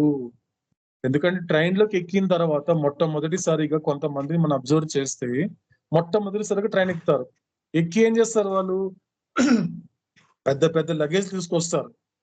ఎప్పుడు చూసిలా ఎప్పుడు ఆ ట్రైన్లో ఎక్కిన ఎక్స్పీరియన్స్ వాళ్ళకి లేదు. ఏం చేస్తారు? వాళ్ళు తమతో తెచ్చుకున్న లగేజ్ ని ఏం చేస్తారంటే వాళ్ళు నెత్తిన పెట్టుకుంటారు. కొంతమందిని నెత్తిన పట్టుకున్నప్పుడు అక్కడ మిగతా ప్యాసింజర్లకి చాలా హాస్యంగా ఉంటుంది. ఇదేంటే నెత్తిన పెట్టుకున్నావు అంటే, లేదండి నేను టికెట్ నా వరకే తీసుకున్నాను, నా లగేజ్ కి తీసుకోలేదు. ఒకవేళ కింద పెడితే దానికి లగేజ్ చేస్తారేమో, దానికి కూడా టికెట్ కట్టమంటారేమో ఉద్దేశంతో నేను నెత్తిన పెట్టుకున్నాను అంటే ఎంత హాస్యాస్పదంగా ఉంది ఈ మాట. ఒరే నువ్వు నెత్తిన పెట్టుకున్నా కింద పెట్టినా మోసేది ఎవరు? ట్రైనే కదా మోస్తోంది. అంటే ఈ యొక్క సూక్ష్మత గ్రహిస్తాడు సాధకుడు. అందుకే అవతాడు ఏం చెప్పాడు, సమస్తాన్ని నా మీద విడిచిపెట్టండి, నేను మోయగలుగుతాను, సమస్తాన్ని నాకు అప్పచెప్పండి, నేను దానికి బాధ్యత వహిస్తాను, లీవ్ ఎవ్రీథింగ్ టు మీ అన్నాడు అవుతాడు. లీవ్ ఎవ్రీథింగ్, మొత్తం నాకు విడిచిపెట్టండి అంటే అంత తేలిక కాదండి. అది కూడా చెప్పింది కూడా ఆయనే చెప్పాడు. నేను చెప్పినంత తేలిక కాదు, మీరు విన్నంత తేలిక కాదు. ఇప్పటికిప్పుడు మీకు సంబంధించినవన్నీ నాకు విడిచిపెట్టండి క్షణం అడిగితే సో ఎంతమంది విడిచిపెడతారండి? ఇప్పటికిప్పుడు బాబా ఓకే నేను నా సమస్తానికి విడిచిపెడుతున్నానంటే అంత తేలిక కాదండి. ఎందుకంటే ఆ సంస్కారాలు అంత తేలిక సహకరించదు. బాబా కాస్త పోస్ట్ పోన్ కాస్త ఇన్స్టాల్మెంట్లు పెట్టి నీకు ఈజీ అవ్వదా, నీకు అన్ని కొద్ది అప్పచెప్పేస్తాను, ఒక ఇన్స్టాల్మెంట్లు చెప్తాను బాబా, సరేరా ఓకే చెయ్యి, గ్రాడ్యువల్ గా చెయ్యి అన్నాడు అవుతాడు. అందుకే మనకు ముందు చెప్పాడు అవుతాడు, గ్రాడ్యువల్ గా చేయమన్నాడు, ఒక్కసారిగా చెయ్యొద్దు. ఎందుకంటే ఆవేశానికి ఆలోచనకి అదే డిఫరెన్స్. ఆవేశపరుడు ఏం చేస్తాడంటే బాబా ఇప్పటికి చెప్పేస్తాను బాబా, సో ఇదంతా కూడా నాకు సంబంధించినవన్నీ నీదే అంటాడు. కానీ ఏదైనా ఒక పరిస్థితి వచ్చిందనుకో, నాది పోయింది బాబా, నాకు సంబంధించిన వాళ్ళకి బాధపడుతున్నారు బాబా అని మళ్ళీ ఆయనకి కంప్లైంట్ చేస్తారు. అదేంటో నాకు అన్ని అప్పచెప్పావు కదా, మళ్ళీ వాళ్ళ మీద కంప్లైంట్ చేస్తావు, అది లేదు ఇది లేదు అంటావు ఏంట్రా అన్నప్పుడు అది సరెండర్ కాదు. కాబట్టి అందుకే అవతారుడు అప్పటికప్పుడు ఎవరైనా నోటి మాటగా శరణాగతి అని వాడినప్పుడు వెంటనే అవతారుడు రెఫర్ చేసే మాటలు అంటే సందేశం ఏంటి అంటే ఆ సప్త వాస్తవాలు. ఒకసారి 7 రియాలిటీస్ కాస్త చదవరా, కాస్త వంట పట్టించుకో, కాస్త జీర్ణింప చేసుకో. శరణాగతి ఎక్కడుంది, నువ్వు చెప్పే శరణాగతి ఎక్కడుంది? కాబట్టి ఇది చెప్తున్నాడు అవుతాడు. కాబట్టి మనకి గతంలో చెప్పినటువంటి గొప్ప మాటలు తీసుకుంటే ఇది ఒక బర్డన్ ఆఫ్ సంస్కారాస్, నిజమైన బరువు, నిజమైన జీవుడికి భారం అంటూ ఏదైనా ఉంది అంటే అది ప్రపంచం కాదు, శరీరాలు కాదు, భూమికలు కాదు, కరెక్ట్ గా చెప్పాలి అంటే బంధనం కూడా కాదు. నిజమైన భారం ఏంటి? సంస్కారాలే అని చెబుతూ అవుతాడు ఈరోజు మనకి ఆ ప్లేన్స్ గురించి ఎక్స్ప్లెయిన్ చేయబోతున్నాడు అవుతాడు. దానికన్నా ముందు ఎందుకంటే ఒక డిస్క్లైమర్ అండి, ఎందుకంటే ప్లేన్స్ గురించి తెలుసుకునే ముందు అవుతాడు ఒక మాట ఇప్పుడు చెప్తూ ఉంటాడు. ఇదంతా ఈ ప్లేన్స్ గురించి చెప్పడం అనేటువంటిది ఒక రకంగా చెప్పాలి అంటే నెససరీ, మరొక విధంగా చెప్పాలంటే అన్నెసెసరీ. నీకు అవసరం కూడా లేదు కరెక్ట్ గా చెప్పాలి అంటే. ఎందుకంటే నీ కళ్ళకి గంతలు గట్టి నా చేతిని నా కొంగు నీ చేతికి ఇచ్చి గట్టిగా పట్టుకోరా అంటే ఎక్కడున్నావు నీకు తెలియదు. ఎప్పుడైతే కళ్ళకు గంతలు గట్టి నా కొంగు గట్టిగా పట్టుకో అంటే నువ్వు ఎక్కడ ఉన్నావు, ఏ స్టేట్ లో ఉన్నావు, ఏ కంట్రీలో ఉన్నావు, ఏ డిస్ట్రిక్ట్ లో ఉన్నావు నీకు తెలియదు. అది బ్లైండ్ గా అంటే గుడ్డిగా నన్ను నమ్మొచ్చు. ఎందుకంటే నేను అవతార పురుషుడిని, ఒక డివైన్ అథారిటీతో చెబుతున్నా. నీకు నిజంగా అంత కన్విక్షన్ ఉంటే నీకైతే ఇదంతా అవసరం లేదు. కానీ తెలుసుకో, ఎందుకంటే ఆధ్యాత్మిక మార్గంలో ఎందుకంటే కళ్ళకు గంతలు కట్టినా కూడా నిన్ను భూమికల మీద నేను ప్రయాణం చేసుకుంటూ వెళ్తూ ఉంటే నీకు కళ్ళకి గంతలు కట్టినా కూడా నేను ముక్కులకి గంత కట్టలేను కదా, చెవులని మొయ్యలేను కదా, కళ్ళకి మాత్రం గంతలు కడుగుతాను. కానీ నీకు వెళ్ళే కొద్దీ ఒక సువాసన వస్తుంది, రకరకాల శబ్దాలు వినిపిస్తాయి, అది వినడానికి కానీ చాలా ఆనందంగా ఉంటుంది. నీకు వాసనకి అదిరిపోతుంది, వాసన కూడా చాలా గొప్పగా ఉంటుంది. స్థూల ప్రపంచంలో ఎక్కడ రాని వాసనలు సువాసనలు చేస్తుంది. ఆ సువాసనకి లోబడ్డా కూడా ఆగిపోయే అవకాశం ఉంది. ఇదేంటో బాబా చాలా స్మెల్ చాలా బాగుంది బాబా, ఒకసారి గంతలు తీ బాబా చూస్తాను, ఆ స్మెల్ ఎక్కడి నుంచి వస్తుందో నువ్వే అడుగుతావు నన్ను మళ్ళీ. బాబా చెవులు చాలా వినసొంపుగా ఉంది బాబా, ఏదో మ్యూజిక్ వినిపిస్తుంది బాబా, దగ్గరలో ఏదైనా కూడా ఆర్కెస్ట్రా ఉందా, ఫంక్షన్ జరుగుతుంది బాబా, కాసేపు అక్కడికి వెళ్ళి కాసేపు ఎంజాయ్ చేస్తాను బాబా. ఏమవుతుంది? డైవర్ట్ అయిపోతూ ఉన్నావు అంటే నా కొంగు జార విడుచుకుంటున్నావు నెమ్మదిగా. ఆ ప్రయత్నంలో అంటే ఎరుకతో ఉండు. ఎందుకంటే ఈ ప్రయాణాలంతా కూడా ఎలాంటిది అంటే ఇది కూడా దాటుకొని వెళ్ళాలి, ఎక్కడ కూడా ఉండకూడదు, దాటుకొని వెళ్ళిపోవాలి. ఈ సందర్భంలో కబీర్ గొప్ప మాట చెప్తాడండి. కబీర్ ఏం చెప్తాడంటే ఒక మాట ఈ భూమికల గురించి ప్రస్తావిస్తూ, నేను నా రాముడి దగ్గరికి చేరుకునేటువంటి ప్రక్రియలో భాగంగా మార్గంలో నడుచుకుంటూ వెళుతున్నప్పుడు ఒక చేపల మార్కెట్ వచ్చింది. అది దుర్వాసన కాబట్టి నేనే ముక్కులు మూసుకోలేదు. అప్ప ఇదేంటి ఇంత దుర్గంధంగా ఉందని దాన్ని నేను చీదరించుకోలేదు. ఎందుకంటే నా గమ్యము దీన్ని దాటుకొని వెళ్ళాలి. నా గమ్యం ఎవరు? రాముడు. అదే విధంగా కాస్త దూరంకి వెళ్ళిన తర్వాత ఒక పూల మార్కెట్ వచ్చింది. ఆ పూల మార్కెట్ లో కూడా సువాసన, అద్భుతమైన సువాసన. ఆ సువాసనకి కూడా నేను యాక్సెప్ట్ చేయాల్సిన అవసరం లేదు, ఆగకూడదు, ఎట్టి పరిస్థితులు ఆగకూడదు. కాబట్టి ఎందుకు నాకు ఈ సువాసనకి కూడా నేను ఈ ఆకర్షణలకి లోబడను, ఎందుకంటే నా గమ్యము రాముడు. కాబట్టి దాటుకుంటూ వెళ్ళిపోవాలి, ఎక్కడైనా దాటుకుంటూ పూర్తిగా. కాబట్టి ఇది అందుకే మాధ్యమము. స్థూల శరీరం అనేది ఒక మాధ్యమము, సూక్ష్మ శరీరం అనేది ఒక మాధ్యమము, మానసిక శరీరం అనేది మాధ్యమము. మాధ్యమము అనేటువంటి దాని యొక్క ప్రయోజనం ఏంటి? దాటుకొని వెళ్ళడానికి నీకు ఈ మాధ్యమము ఇవ్వబడింది.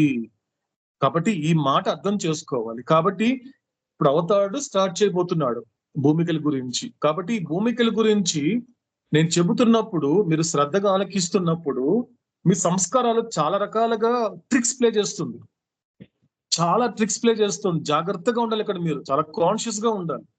ఏం చేస్తుంది అంటే, ఓకే మొదటి భూమికలు అలా ఉంటుందా, రెండో భూమికలు అలా ఉంటుందా, మూడో భూమికలు అలా ఉంటుందా, అయితే నేను కూడా అలా చేయగలుగుతానా? ఇక్కడైతే బాగున్నట్టుందే, బాబా చెప్పే విషయాలు, ఓహో నేను అలా చేయగలుగుతానా? అయితే ఎప్పుడు వెళ్తాను నేను రెండో భూమికకి, ఎప్పుడు వెళ్తాను మూడో భూమికకి, ఎప్పుడు వెళ్తాను నాలుగో భూమికకి అనేటువంటి ఒక విపరీతమైనటువంటి టెంప్టేషన్స్ చేస్తుంది సంస్కారాలు. అందుకే భూమికల గురించి చెబుతున్నప్పుడు అందుకే మనం చెప్పుకోండి డిస్క్లైమర్ అని చెప్పుకున్నాం. డిస్క్లైమర్ అంటే ఏంటి అన్నప్పుడు ఒక రకంగా ఒక సర్టిఫికేట్, సినిమా చూసే ముందు ఒక డిస్క్లైమర్ వేస్తారండి. ఈ సినిమాలో చూపించినవన్నీ కూడా పాత్రలే తప్ప నిజాలు కాదని చెప్తాడు. ఇవన్నీ కల్పితాలు తప్ప. కాబట్టి ఇవన్నీ చేస్తున్నప్పుడు బాబా కూడా డిస్క్లైమర్ చేస్తున్నాడు, ఇవంతా అవగాహన కోసమేరా. కాబట్టి నేను ఎప్పుడు వెళ్తాను ఆ భూమికి, ఎప్పుడు వెళ్తాను, ఎప్పుడు ఆ పనులు చేస్తాను, ఎప్పుడు చచ్చిన వాడిని బతికిస్తాను, ఎప్పుడు అప్పటికప్పుడు రోగాలు తగ్గిస్తాను అనేటువంటిది చాలా ట్రిక్కీగా ప్లే చేస్తుంది నెమ్మదిగా. అలా దాని జోలికి వెళ్ళావంటే మాత్రము నా కొంగు జారు విడుచుకుంటావు. ఒక అవగాహన కోసమే ఇవన్నీ చెప్తున్నానే తప్ప, గుర్తు పెట్టుకో, గుర్తించు నా మాటని, కాస్త ఎరుకతో ఉండు. అసలైన ఎరుక ఇక్కడ నుండే మొదలవుతుంది మనకి. అసలైనటువంటి జర్నీ కాస్త జాగ్రత్తగా ఒళ్ళు దగ్గర పెట్టుకుని అంటారు కదండి, మనకి ఒళ్ళు దగ్గర పెట్టుకొని నడుచుకోవాలి. పిల్లల్ని చెప్తూ ఉంటారు మామూలుగా ఆ తల్లిదండ్రులు, ఒళ్ళు దగ్గర పెట్టుకొని ప్రవర్తించరా వాళ్ళతో మాట్లాడుతున్నప్పుడు అంటారు. అంటే నెమ్మదిగా ఈ సంస్కారాన్ని జాగ్రత్తగా పెట్టుకొని చేయాలి. దీంట్లో పడిపోకుండా, దీంట్లో మునిగిపోకుండా. ఎందుకంటే బెస్ట్ ఎగ్జాంపుల్ ఏమండి, ఏమవుతుందండి, హరి ఇంతగా బాబా ఎందుకు చెప్తున్నాడు, ఎందుకు ఇంతలాగా అంతలాగా మనల్ని అప్రమత్తం చేస్తున్నాడు అండి? జన్మ కారకుడు అండి.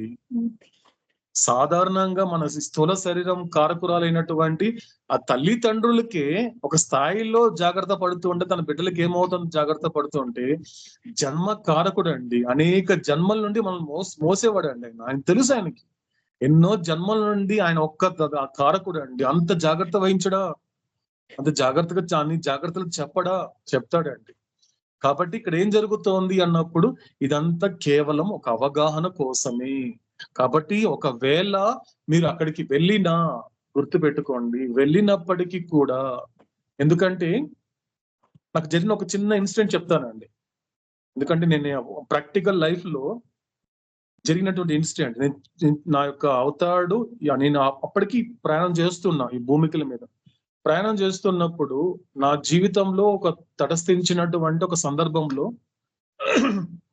బెంగళూరుకు వచ్చినటువంటి కొత్తలో, అంటే ఆల్మోస్ట్ ఒక 2004 or 5 ఆ టైంలోనండి.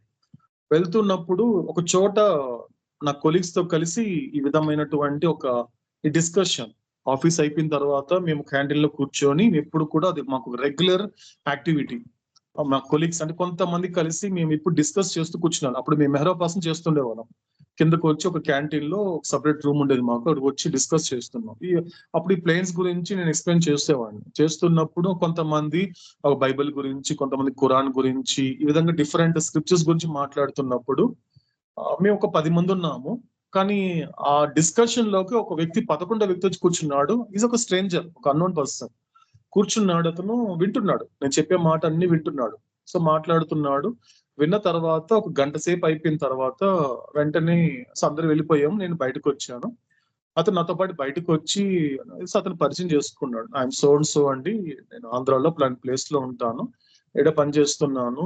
మీరు ఇప్పుడు వరకు భూమికల గురించి చెప్పారు కదా, ఎవరో చెప్పారు, బాబా మెహర్ బాబానండి, ఆయన గాడ్ స్పిక్స్ లో చెప్పారండి అని చెప్పినప్పుడు, అవునండి ఇప్పుడు చేస్తున్నప్పుడు అయితే నాతో పాటు కాసేపు వాక్ చేద్దాం రండి అన్నాడు. సో వాక్ చేసుకుంటూ వెళ్ళాం. ఆ వాక్ చేసుకుంటూ పోతూ అలా రోడ్డు మీదకి వెళ్తున్నప్పుడు వెంటనే అతను ఏం చేస్తాడంటే, రోడ్డు పక్కన పడిపోయినటువంటి ఒక చిలుక అండి, చిన్న ఒక పక్షి, ఒక చేతికి తీసుకొని అలా గుప్పిట్లో పెట్టుకొని కళ్ళు మూసుకొని ఏదో చెప్పాడు అతను. చెప్పగానే ఒక 30 seconds 1 minute లోని ఆ చిలక, ఆ పక్షి బతికిందండి. అలా ఓపెన్ చేయగానే అది ఎగిరికొంటూ పైకి వెళ్ళిపోయింది. ఇప్పుడు నేను ఎక్కడున్నానని మీరు అనుకుంటున్నానని అతను నన్ను అడిగాడు. కానీ నాకేం ఆశ్చర్యం అనిపించలేదండి. నేను ఫస్ట్ టైం చూశాను, నాకు మాత్రం ఏ రకమైనటువంటి ఆశ్చర్యం కలిగించలేదు, నాకేమి దాంట్లో అట్రాక్ట్ అవ్వలేదు. అవతాడి యొక్క గ్రేస్ వల్ల నేను మామూలుగా చూసి ఇప్పుడు చెప్పండి నేను ఎక్కడున్నానో చెప్పగలుగుతారా మీరు? నేను 4th లో ఉన్నాను, 5th లో ఉన్నాను, 6th లో ఉన్నాను అని చెప్పినప్పుడు నేను ఒకే మాట చెప్పాను. నాకు ఒకే మాట చెప్పించాడు అవుతాడు. ఏం చెప్పాను అంటే, ఆ టైంలో ఒక్కటేంటి అన్నప్పుడు, ఈ రకమైనటువంటి దాని ద్వారా మీ యొక్క ప్రయాణాన్ని దిగజార్చుకుంటున్నారు అని చెప్పానండి. ఒకే మాట అండి, ఒకే ఒక మాట. ఎందుకంటే అవతాడు చెప్పిన మాట డౌన్ ఫాల్ అంటాడండి. ఎందుకంటే భౌతికమైన విధంగా దిగజారిపోవడం అనేది ఏదో రకంగా, ఒక ఆర్థికంగా దిగజారిపోయాడు అనుకోండి, సంపాదించుకుంటే మళ్ళీ ఆర్థికంగా స్థిరపడతాడు. ఒక ఆరోగ్యంగా అనుకోండి, దిగజారిపోయాడు అనుకోండి, ఏదో మందులు వాడి ఏదో రకరకాల హాస్పిటల్ తిరిగి ఆరోగ్యాన్ని కూడా కాస్తో కూస్తో కానీ కుదుటపరుచుకోగలుగుతాడు. కానీ ఒక్కసారి ఆధ్యాత్మికంగా పతనం అయితే మాత్రము తిరిగి రావడానికి చాలా సమయం పడుతుంది. ముఖ్యంగా భగవంతుడికి పని పెడతారు. నేను అతనికి చెప్పిన మాట అదొక్కటేనండి, అదొక్కటే. నాకేం ఆశ్చర్యం అనిపించలేదు. టు బి ఫ్రాంక్, బాబాయ్ గ్రేస్ ద్వారా నాకేం ఆశ్చర్యం అనిపించలేదు. అతను చెప్పాడు, నేను ఇలా చాలా మందిని బతికించానని చెప్పినప్పుడు అతనికి ఎక్స్ప్లెయిన్ చేసినప్పుడు అదేంటండి అలా అంటారు అన్నప్పుడు, ఏమండి ఇప్పుడు ఆ పక్షి అనేటువంటిది ఒక జీవాత్మ. ఆ జీవాత్మ తన ప్రయాణం చేసుకుంటూ పోతూ ఏం చేసింది, అక్కడ శరీరం విడిచిపెట్టినప్పుడు అది నిజానికి నీకున్న పవర్స్ ద్వారా, నీకున్న అధమమైన పవర్స్, ఈ మాట లైన్ అర్థం చేసుకోవాలండి, ఇట్స్ లోయెస్ట్ పవర్స్ అండి. అందుకే అవతాడు ఫస్ట్ ప్లేన్ నుంచి 4th ప్లేన్ దాకా అవతాడు పెట్టిన పేరు ఏంటి అంటే లోయర్ ప్లేన్స్. ఈ మాట బాగా డైజెస్ట్ అవ్వాలండి. నువ్వు ఎంత గొప్పవాడివైనా నువ్వు 4వ భూమికకి వెళ్ళి, ఈవెన్ దో నువ్వు అంటే చాంగ్దేవ్ అండి. ఎందుకంటే మనకి బెస్ట్ రెఫరెన్స్ అంటే ఏంటి ప్రపంచానికి, అతడు ఒక ఎగ్జాంపుల్ చెప్పాడు. జ్ఞానేశ్వర్ కూడా, సద్గురు జ్ఞానేశ్వరు చాంగ్దేవ్ అనేటువంటి ఒక మహాయోగి తన శరీరాన్ని 1400 సంవత్సరాల పాటు నిలబెట్టుకున్నాడు. 1400 సంవత్సరాలండి అతని వయస్సు. ఎప్పుడైనా కూడా నా భూత నా భవిష్యత్తు ఇలాంటిది ఎప్పుడు చరిత్రలో చూసి ఉండము ఎప్పుడు కూడా, కానీ జరిగింది. అది చెప్పింది కూడా అవతారుడు. జరిగిందండి. దాదాపు 800 సంవత్సరాల క్రితం జరిగినటువంటి ఇన్సిడెంట్ అది. అంటే ఆయన వయస్సే 1400 సంవత్సరాలు. అంటే ఎన్నిసార్లు తనకి మృత్యు రాకుండా, తన మహాయోగి కాబట్టి తన తపశక్తి చేత ఆ మృత్యువుని తప్పించుకొని తిరుగుతా ఉన్నాడు.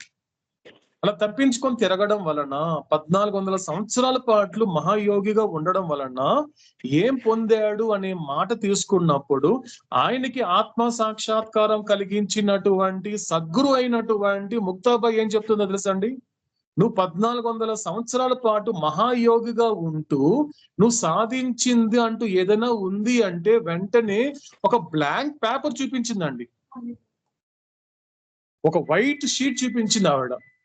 ఒక ఖాళీ పేపర్ చూపించి, నువ్వు ఇలా మిగిలిపోయావు చాంగ్దేవా, ఏమీ లేదు, నథింగ్, నువ్వు గెయిన్ చేసినటువంటిది, నువ్వు సాధించినటువంటిది ఏది లేదు. 4th ప్లేన్ లో ఉన్న మహాయోగిని ఉద్దేశించి చెప్పిందండి ఆ మాట. ఈ భాష బాగా అర్థం కావాలి. కోరా పత్ర అంటారండి మరాఠీలో. కోరా పత్ర అంటే ఏంటి అంటే ఖాళీ పత్రము. ఖాళీగా మిగిలిపోయావు, ఏమీ లేదు, అలా ఉండిపోయావు. కాబట్టి ఏదో సాధించాను అనుకుంటున్నావేమో, ఇది పెద్ద విషయం కాదు. అంటే 1400 సంవత్సరాల శిష్యుడికి 14 సంవత్సరాల ముక్తాబాయి బోధించిందండి. వెంటనే అప్పుడు ఆత్మ సాక్షాత్కారం ఇవ్వడం జరిగింది. కాబట్టి అవతార పురుషుడు, సో ఇప్పుడు మనకి ఆ పక్షి గురించి అతను అడిగినప్పుడు అది జర్నీ చేస్తూ ఉంది. నిజానికి నువ్వు బతికించినప్పుడు, ఇక్కడ నాకు అర్థమైనంత వరకు అండి, ఇది కూడా నా వ్యక్తిగత ప్రయాణపు అవగాహన మాత్రమే. అంటే ఒక వ్యక్తిని బతికించావు అంటే అక్కడ ఒక జీవాత్మ మళ్ళీ పురుగు పోసుకుని ప్రాణం వచ్చిందంటే నిజానికి అది ఇంతకు ముందు ఉన్న ఆత్మ దాన్ని పని చేసుకుంటూ వెళ్ళిపోయింది. నిజానికి నువ్వు వెనకలు లాక్కొచ్చి ఆ శరీరం విడిచిపెట్టినటువంటి పక్షిని మళ్ళీ శరీరంలోకి ప్రాణం ఇవ్వలేదు. నువ్వేం చేసావు? నీకున్న శక్తితో ఎక్కడో ఒక చోట నీ యొక్క శక్తికి ఆధీనంలో ఉన్నటువంటి కొన్ని ఆత్మలు ఉంటాయి కాబట్టి నీ శక్తి చేత ఆత్మ అనేది ఆ శరీరంలో ప్రవేశపెట్టావు కాబట్టి అది బతికింది. కాబట్టి ఇలా చేయడం వలన ప్రపంచ విషయంలో గొప్పవాడవుతావేమో కానీ పరమాత్ముడి విషయంలో దిగజారిపోయినట్లే. కాబట్టి ఇక్కడ నువ్వు చేసేటువంటి పొరపాటు ఏంటి? నువ్వు విపరీతమైన సంస్కారాలని మూటగట్టుకుంటున్నావు, ప్రోగు చేసుకుంటున్నావు. దాని వలన నీకు వచ్చేటువంటి ఆధ్యాత్మిక నష్టం అనేది ఉంటుంది. అది నాకు కలిగినటువంటి అనుభవం అండి, నాకు కలిగినటువంటి అనుభవం. ఎందుకంటే నాకు అవతారుడు అప్పుడే కొంచెం జాగ్రత్త పరుస్తున్నాడు. ఇలా ఉంటారా జనం? నువ్వు ప్రపంచంలోకి వెళ్తున్నప్పుడు, నీ యొక్క ఈ సమాజంలో తిరుగుతున్నప్పుడు కూడా అలాంటి వాళ్ళు నీకు ఎదురవుతారు. కాబట్టి వాళ్ళ నుండి కూడా నువ్వు నేర్చుకోవాల్సిన విషయాలు ఉన్నాయి. నీకు గనక అవగాహన కలిగితే కూడా నువ్వు అలాంటి అవగాహన వాళ్ళతో పంచుకోవచ్చు. నాకు అవతాడు అవకాశం ఇచ్చాడండి. కాబట్టి సో ఈ భూమికల్ని స్టార్ట్ చేయడానికన్నా ముందు కాస్త ఎరుకతో ఉండే ప్రయత్నం చేద్దామండి కాస్త. ఎందుకంటే మన గమ్యము మన యొక్క అవతార్ మెహర్ బాబా మాత్రమే. ఇంతకుముందు కబీర్ చెప్పినట్లుగా రాముడే నా గమ్యము. కాబట్టి ఈ భూమికల గురించి అవతాడు చెబుతున్నా కూడా నా గమ్యం ఏమై ఉండాలి? అది 1వ భూమికి అవ్వకూడదు, 2వ భూమికి అవ్వకూడదు, 3, 4, 5, 6 ఏ భూమికి అవ్వకూడదు. కానీ అన్నిటికీ అతీతమైనటువంటి స్థితి ఏదైతే ఉందో ఆ యొక్క ఉన్నతోన్నతుడే నా యొక్క గమ్యంగా ఈ ప్రయాణం కొనసాగించాలి. ఈ లైన్ ఇంపార్టెంట్ అండి.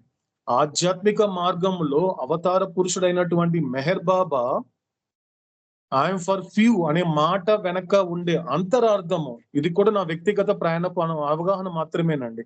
ఎందుకు I'm for most, I'm for some అని కాకుండా ఫ్యూ అని చెప్పాడు అంటే ఒకే ఒక రీజన్ అండి, ఒకే ఒక కారణం చేత. అది గతంలో కూడా మనం విచారణ చేసుకున్నాం. ఎవరికైనా గుర్తుందండి? ఎందుకు ఐఎమ్ ఫర్ మోస్ట్ అనకుండా ఐఎమ్ ఫర్ సమ్ అనకుండా ఐఎమ్ ఫర్ ఫ్యూ అనే మాట ఎందుకు అన్నాడు అవుతాడు? దాని వెనక మనం గతంలో మనం విచారణ చేసిన మాట ఏంటండి? ఎవరికైనా గుర్తుందండి? జై మెహరాబా మీనాక్షి. వాళ్ళు మాత్రమే ఈ ఒక ఆధ్యాత్మిక ప్రయాణాన్ని మార్గాన్ని కొనసాగిస్తారు అన్నయ్య. ఎస్, కొనసాగిస్తున్నారు. ఎందుకంటే నేను ప్రారంభించాను కాబట్టి సరిపోయింది అనుకుంటే సరిపోదు. ఎందుకంటే నువ్వు ఫర్ ఎగ్జాంపుల్ ఇక్కడ నుంచి నేను ఒక ఊరికి వెళ్ళాలండి, ఊరికి వెళ్ళాలి. ఇంటి నుంచి బయలుదేరి స్టేషన్కి వెళ్ళానండి, స్టేషన్కి వెళ్ళాను, ట్రైన్ వెళ్ళిపోయింది. ఇప్పుడు నేను ట్రైన్ లో జర్నీ చేయనంత వరకు స్టేషన్ లోనే కూర్చున్నాను, కానీ నా ప్రయాణం మాత్రం మొదలు పెట్టాను. కానీ గమ్యం నాకు ఇంకా దూరంగానే ఉంది. కారణం ఏంటి? నేను ఇంకా ప్రయాణం కొనసాగించాలి. ట్రైన్ ఎక్కితే తప్ప నేను కొనసాగించలేను. నేను వెహికల్ ఎక్కి నా గమ్యం దగ్గర అవుతుంటే కదా కొనసాగించాలి కదా. అది చేసేవాడు ఎవరైనా ఉన్నారంటే వాళ్ళే ఫ్యూ సోల్స్. ఆగరు వాళ్ళు ఎక్కడ కూడా ఈ మాధ్యమాన్ని. అదే కాదు, వాళ్ళు గొప్ప విషయం ఏంటి అంటే ఎలాగైతే సూక్ష్మ శరీరం అనేటువంటి మాధ్యమం ద్వారా మానసిక మాధ్యమాన్ని పొంది ఉన్నారో, ఆ ఎరుకలో ఉన్నారో, వాళ్ళకి మరొక స్పృహ ఎలా ఉంటుంది? ఇది కూడా నా చిట్ట చివరి మాధ్యమము అంటారు. ఏమంటారు వాళ్ళు? తమకున్నటువంటి ఫ్యూసోలు ఏమంటారు? తమకున్నటువంటి మానసిక శరీరమైనటువంటి ఆ యొక్క మానసిక మాధ్యమం కూడా మా చిట్ట చివరి మాధ్యమము. దీనిని కూడా నేను వినియోగించుకొని నా స్వస్వరూపం యొక్క ఎరుక కలిగించుకోవాలి. కాబట్టి ఫ్యూసోలు ఎందుకు చెప్పాడంటే అవతాడు కొనసాగించాలి. అందుకే మనకి అవతాడు ప్రతిసారి స్మరించుకోమని చెప్పిన మాట ఏంటి? So consciously, constantly, continuously. ఎందుకంటే ఇది ఒక్కదానికి ఒక ముడిపడు. అన్నిటికన్నా ముఖ్యం ఏంటి? కాన్షియస్ గా ఉండగలిగితే నువ్వు కాన్స్టాంట్ గా నువ్వు జర్నీ చేయగలుగుతావు. ఎప్పుడైతే కాన్షియస్ గా ఉంటూ కాన్స్టాంట్ గా ఉండగలుగుతావు ఖచ్చితంగా కంటిన్యూగా చేసుకోగలుగుతావు. సంబంధం లేదు, నీ చుట్టూ పరిస్థితులకు సంబంధం లేదు, ఎవరు ఎలాంటి వాళ్ళో సంబంధం లేదు, ప్రపంచంలో జరిగే విషయాలకు నీ సంబంధం లేదు. ఎందుకంటే ఎవరు ఎలా ఉన్నా కూడా నీ ప్రయాణం మాత్రం, నీ అంతర్ముఖ ప్రయాణం మాత్రం కొనసాగించుకుంటూనే వెళ్ళాలి. వెళ్ళగలిగితేనే అవతాడు కోరుకున్నటువంటి స్థితిలో నువ్వు ఉండగలుగుతావు. అలా నువ్వు ప్రయాణం కొనసాగించగలిగితేనే అవతాడు కోరుకునే స్థాయిలో నువ్వు ఆయనని సంతోష పెట్టగలుగుతావు. కాబట్టి ఇది మనకు డిస్క్లైమర్ అండి, అవతాడు చెప్పినటువంటి డిస్క్లైమర్. కాబట్టి సో దీనిని కాస్త ఎరుకతో మనం ఉంటూ అవతాడు చెప్పబోయేటువంటి మాటల్ని మనం శ్రద్ధతో ఆలకించే ప్రయత్నం చేద్దామండి. సో కాబట్టి మనకి అవతాడు ఈ ఫస్ట్ అండ్ సెకండ్ ప్లేన్స్ గురించి చెప్పబోతున్నాడు. కాబట్టి సో ఆ మాటల్ని మనము నాగేష్ గారు మరియు నర్మదా గారి ద్వారా ఆలకిద్దాం. अवतार मेहर बाबा की जय. First and second planes. As the gross conscious human soul gradually involves, this involving gross consciousness experiences partially the first plane of the subtle world through the medium of the fully developed subtle body of the soul.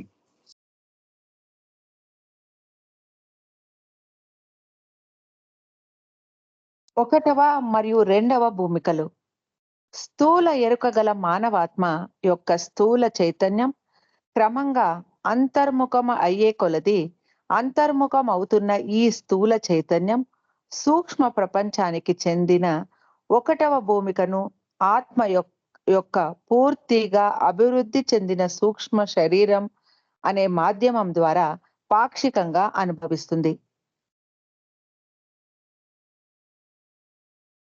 At this stage, the involved gross consciousness of the gross conscious human soul gets the first glimpses of the first plane of the subtle world and experiences these glimpses or impressions partially through the gross body and partially through the subtle body. Here, both the gross and the subtle senses are used simultaneously. ఈ దశలో స్థూల ఎరుక గల మానవాత్మ యొక్క అంతర్ముఖమైన స్థూల చైతన్యం సూక్ష్మ ప్రపంచానికి చెందిన ఒకటవ భూమిక యొక్క క్షణకాల దర్శనాన్ని తొలిసారిగా పొందుతాడు. అలాగే ఈ క్షణకాల దర్శనాలను లేక సంస్కారాలను పాక్షికంగా స్థూల శరీరం ద్వారా, పాక్షికంగా సూక్ష్మ శరీరం ద్వారా అనుభవిస్తాడు. ఇక్కడ స్థూల మరియు సూక్ష్మ ఇంద్రియాలు ఏకకాలంలో ఉపయోగింపబడతాయి.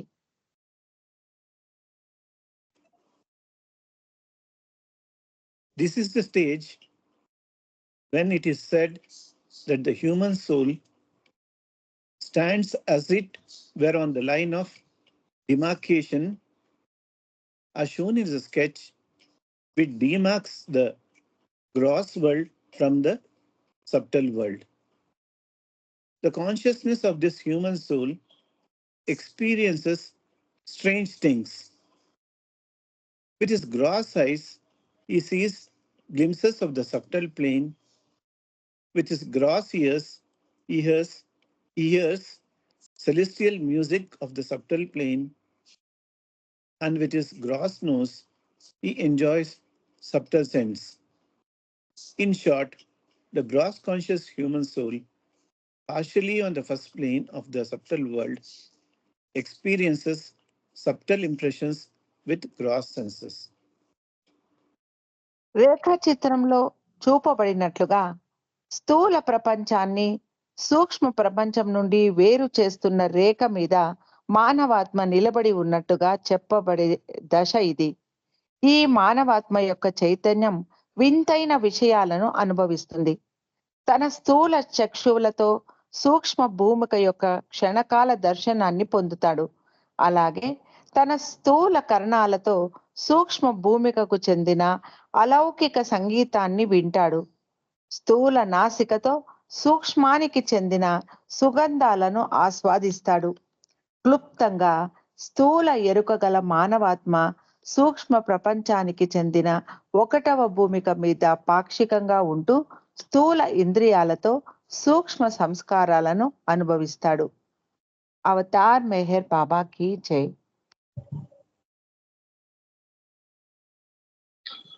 ఓకే అండి. సో ఇక్కడ మనకి సో ఫస్ట్ ది అవుతాడు స్టార్ట్ చేశాడు. ఫస్ట్ సెకండ్ ప్లేన్స్ ఎలా ఉంటుంది అనేది.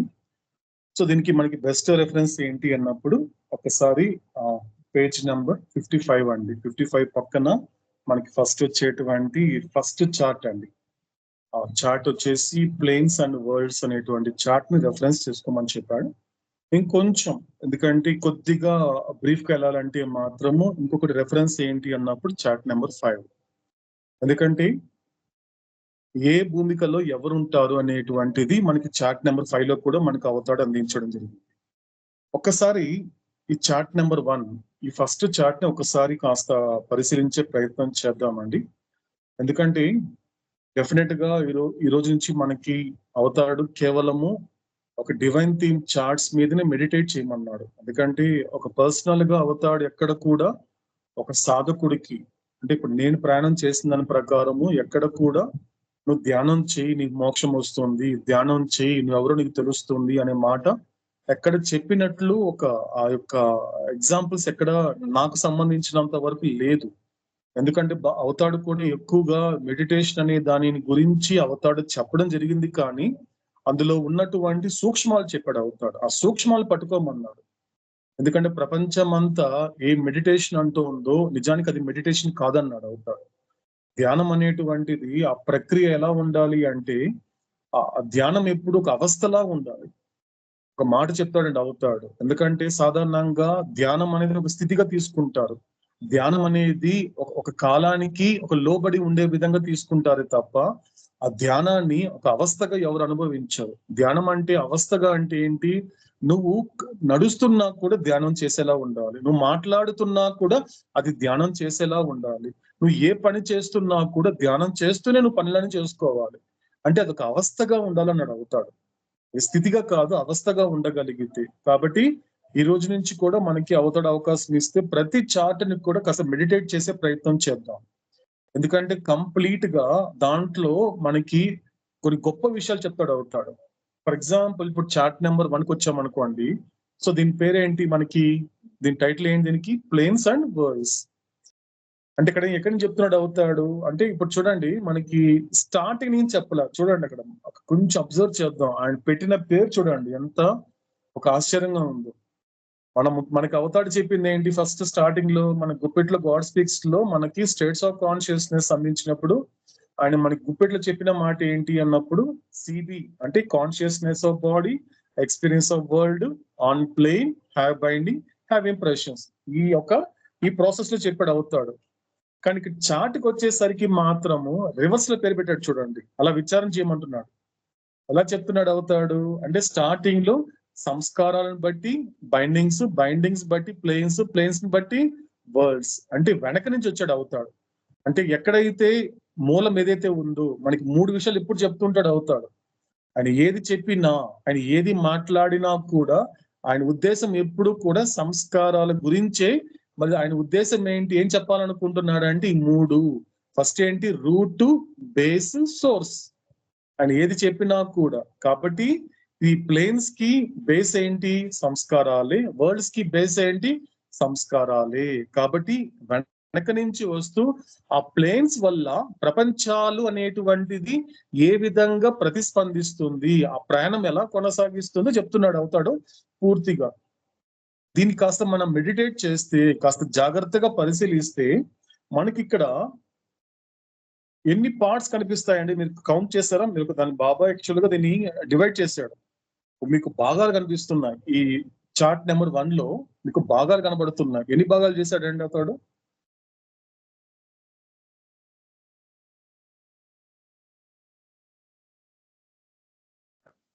అంటే 3నా అన్నయ్య? నన్ను చూసి కదా, నువ్వు చార్ట్ చూసి చెప్పాలి. చార్ట్ చూస్తున్నాను అన్నయ్య నేను. వాళ్ళకి పెట్టి ఇంకొకసారి ఎవరన్నా చెప్పండి. ఇంకొకసారి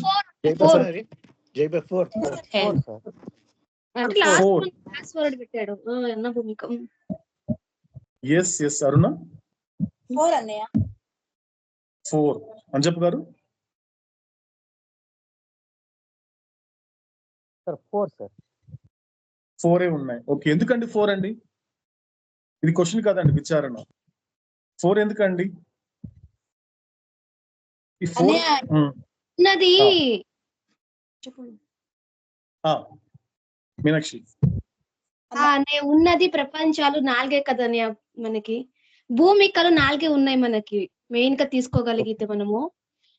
అన్న భూమిక కావచ్చు, ప్రాణ భూమిక కావచ్చు, మనోభూమిక కావచ్చు, last one is state of God కాబట్టి ఇది వన్ ఆఫ్ ద విజ్ఞాన భూమిక కావచ్చు. ఉన్నది 4 ప్లేన్సే కాబట్టి ఉన్నది 4 ప్రపంచంలో కూడా 4 తీసుకోవాలి కదా మనం ఇక్కడ.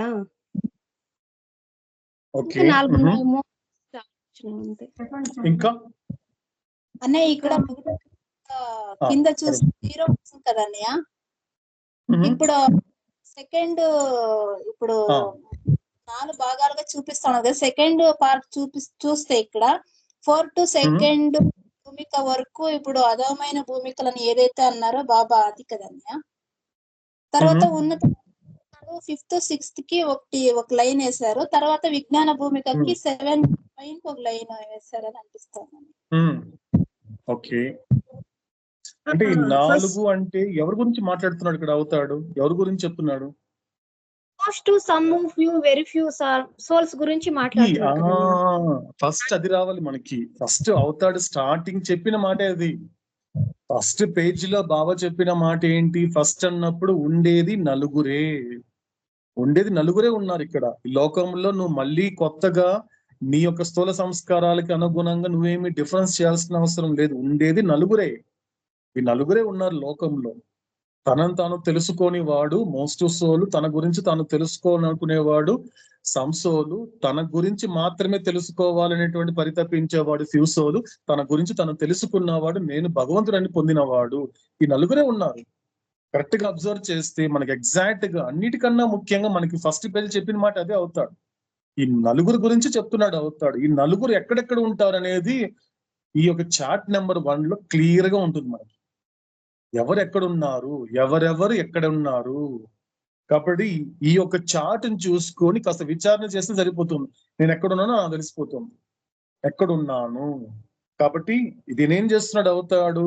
ఎందుకంటే ఒక లోయెస్ట్ ఆఫ్ ది లో, ఎందుకంటే అధమమైనటువంటి, ఎందుకంటే మనకి ఇక్కడ ఫస్ట్ చార్ట్ నుండి 10th చార్ట్ వరకు అంటే కరెక్ట్ గా చూడాలని 11 చార్ట్స్ వస్తుంది. ఎందుకంటే కరెక్ట్ గా 8th ఏ చార్ట్ కూడా మనం కౌంట్ చేసుకుంటే 8th చార్ట్ తో పాటు 8th ఏ చార్ట్ కూడా ఉంటుంది. కాబట్టి మనం ఫస్ట్ లాస్ట్ కాకుండా డివైన్ థీమ్ వరకు మనం కౌంట్ చేసుకుంటే మొత్తం వచ్చేది 11 చార్ట్స్. కానీ మీకు 11 చార్ట్స్ లో ఎక్కడ చెప్పనటువంటిది గొప్ప మాట ఈ కింద కనిపించేటువంటి గ్రాస్ వరల్డ్ గురించి, అవతారులు దానికి ఇచ్చిన నెంబర్ గురించి కేవలము లాస్ట్ లో ఒక పెద్ద చార్ట్ పేరేంటి అన్నప్పుడు అది 11th చార్ట్ లాస్ట్ లో ఉంటుంది. లాస్ట్ లో అది ఫోల్డ్ చేసి ఉంటుంది. అన్ని గాడ్స్ పిక్స్ లాస్ట్ లో అంటించుంటారు. అది తర్వాత కాలంలో అవతాడు చేశాడు. అది 60s లో అవతాడు చేయడం జరిగింది. తర్వాత అది పబ్లిష్ అయ్యే టైంకి కూడా అప్పటికి బాబా అవతారం చాలించడం కూడా జరిగిపోయింది. బాబా చెప్పడం జరిగింది దాన్ని ఇంక్లూడ్ చేయమన్నాడు అవతాడు. కాబట్టి అది ఇచ్చింది కూడా అవతాడే. కాబట్టి దానిని మనకు అర్థమయ్యే భాషలో, అంటే నాకు అర్థమయ్యే భాషలో నాకు ఏం పెట్టాడంటే దానికి పేరు hero to zero, zero to hero, అంతే. కాబట్టి ఈ స్థూల ప్రపంచానికి అవతాడు ఇచ్చినటువంటి నెంబర్ ఏంటి అన్నప్పుడు కేవలము ఆ చార్ట్ నెంబర్ 11 లోనే చెప్పాడు ఏమని? 0 అని. కాబట్టి మాక్సిమం మోస్ట్ సోల్ గా ఉన్నప్పుడు ప్రపంచాలకి, ఎందుకంటే 0 అనే మాట మనకి ఎక్కడ వాడాడు అవుతాడు? 0 అనే పదం ఎక్కడ వాడాడు మనకి మన గతంలో?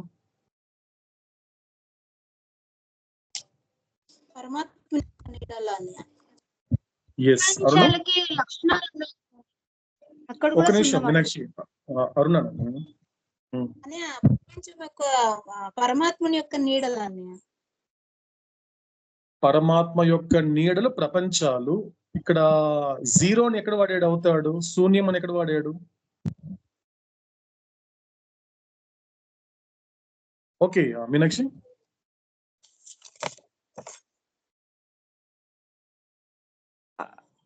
ప్రపంచాల లక్షణాలు ఉన్నాయి కదండి మనకు వర్డ్స్ గురించి. ఆయన అబద్ధమైన ఊహకి లోబడి ఉన్న అది షేర్ చేశాడు కదా. అక్కడ నాన్న శూన్యం అని వాడాడు కదన్నయ్య. ఎస్, అంటే 11th చార్ట్ లో క్లియర్ గా చెప్పాడు అవుతారు ప్రపంచాల లక్షణాలు. ప్రపంచాలు ఎలాంటివి అంటే ప్రపంచాలకు ఉండేటువంటి 4 లక్షణాలు ఏంటి? మొట్టమొదటిది false, zero, imagination, vacant dreams. అందులో మనకి కనిపించే సెకండ్ పాయింటే జీరో. జీరో అంటే అసలైనటువంటి పూర్తిగా ఈ కళ్ళ ముందు మనకి కనిపించేటువంటి గ్రాస్ వరల్డ్ ఏదైతే ఉందో మోస్ట్ అసలు ఎలా ఉంటాడు అన్నప్పుడు తనకు తాను, ఎందుకంటే ప్రాపంచికంగా ఒక స్థూల ప్రపంచం వైపు చూస్తున్నప్పుడు ప్రపంచం దృష్టిలో అతను హీరో అవ్వచ్చేమో, కానీ భగవంతుడి విషయంలో మాత్రము అతడు జీరోని ఆధ్యాత్మికంగా తీసుకున్నప్పుడు. కాబట్టి మోస్ట్ సోల్ గురించి ఫస్ట్ ఎక్స్ప్లెయిన్ చేస్తున్నాడు. సో మోస్ట్ సోల్ ఎటువంటి లైఫ్ లీడ్ చేస్తూ ఉంటాడు?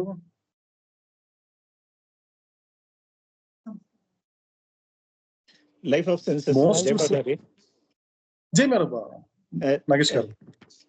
Life of senses. Life of senses ఏం చేస్తుంటాడు? ఎందుకు అవతారుడు జీరో అనే పదం వాడాల్సి వచ్చింది? ఆ భూమిక మీద ఉన్న మోస్ట్ సోల్స్ ఎప్పుడు చూసినా, ఎందుకంటే లైఫ్ ఆఫ్ సెన్సెస్ అది చూడడము, తినడము, తాగడము, తిరగడం అనే దీంట్లోనే కొట్టుకోపోతాడే తప్ప దీనిని విడిచిపెట్టడే. అందుకే గొప్పగా చెప్పాడు అవుతాడు. రెనౌన్సియేషన్ అంటూ ఏదైనా ఉంది అంటే దేనికోసం దేనిని విడిచిపెడు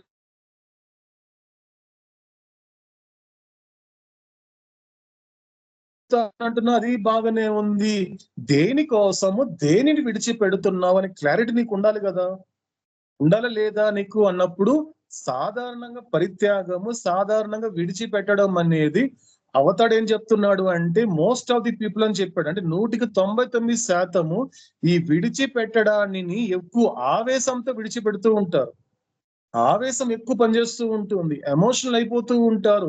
ఇంట్లో జరగకూడని విషయాలు జరుగుతున్నప్పుడు ఆవేశపడము, అప్పటికప్పుడు వచ్చేటువంటి శ్మశాన వైరాగ్యం చేతను విడిచిపెడుతూ ఉంటాడు. కానీ అవతాడు చాలా క్లియర్ గా అడుగుతున్నాడు, దేనికోసం దేనిని విడిచిపెడుతున్నావు అంటే ఇక్కడ చెప్పే మాట ఏంటి? ఉన్నతమైన వాటి కోసము అధమమైన దాన్ని విడిచిపెట్టాలి, అది పరిత్యాగము.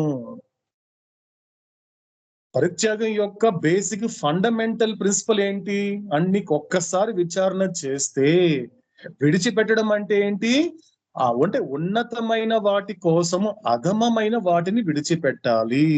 ఇక్కడ అధమమైన వాటిది ఏదైనా ఉంది అంటే తనను తాను విచారణ చేసుకుంటాడు మోస్ట్ సోల్, ఒక ఆస్పిరెంట్ అనేవాడు. తనను తాను ఎక్కడ విచారణ చేసుకున్నప్పుడు గమనిస్తాడు తనలో ఉన్నటువంటి అధమమైనటువంటిది ఏది అన్నప్పుడు ఈ సెన్సెసే. ఈ యొక్క ఇంద్రియాలకి లోబడి, ఇంద్రియాలకి మైమరిచిపోయి, ఇంద్రియాలు మునిగిపోయి కొట్టుకోపోతున్నాను. కాబట్టి దీని వలన నాకు వచ్చే గొప్ప ఆధ్యాత్మిక ప్రయోజనం అంటే ఏమీ లేదు. కాబట్టి నాకు కావాల్సినటువంటి అధమమైనటువంటిది ఏంటి? ఈ యొక్క ఇంద్రియాలు. కాబట్టి నాకు కావాల్సింది ఏంటి? ఉన్నతమైనది. ఉన్నతమైనది ఏమిటి అని నన్ను నేను విచారణ చేసుకుంటే ఈ స్థూల శరీరం అనేది ఉన్నతమైనదా? కాదు. నేతి అంటుందండి వేదము. నేతి అంటే నా ఇది కాదు అని విచారణ చేసుకో. విచారణ చేసుకుంటూ పోతే మళ్ళీ ఇది కాదు అని తోసే ప్రక్రియలో భాగంగా నువ్వు తోసినా పక్కకి పోని ఒకటి ఉంటుంది, అదే సద్వస్తువు అన్నాడు అవుతాడు. కాబట్టి నేతి అనేటువంటిది విచారణ చేసుకున్నప్పుడు ఈ స్థూల శరీరం అనేది ఉన్నతమైనదే కాదే. పోనీ సూక్ష్మ శరీరం అనేది ఉన్నతమైనదా? కాదు. మానసిక శరీరం ఉన్నతమైనదా? కాదు. సో దీనికి అతీతంగా ఉన్నటువంటి బుద్ధి ఉన్నతమైనదా? కాదు. దాన్ని నడిపించేటువంటి సంస్కారాలు ఉన్నతమైనదే కాదు. దానికి ఉన్నతంగా ఉన్నటువంటి ఒక సీట్ ఆఫ్ ఇండివిజువాలిటీ, అది ఒక ఉన్నతమైనదా? కాదు. కానీ ఉన్నతమైనది ఏమిటి? పూర్తి చైతన్యంతో కూడినటువంటి ఆత్మ. కాబట్టి నాలో ఉన్నతమైనది ఏంటి? ఆత్మ. నా ఉన్నతమైనది ఏంటి? ఎటువంటి జీవితం అనేది నేను గడిపితే నా జీవితం ఉన్నతంగా ఉంటుంది.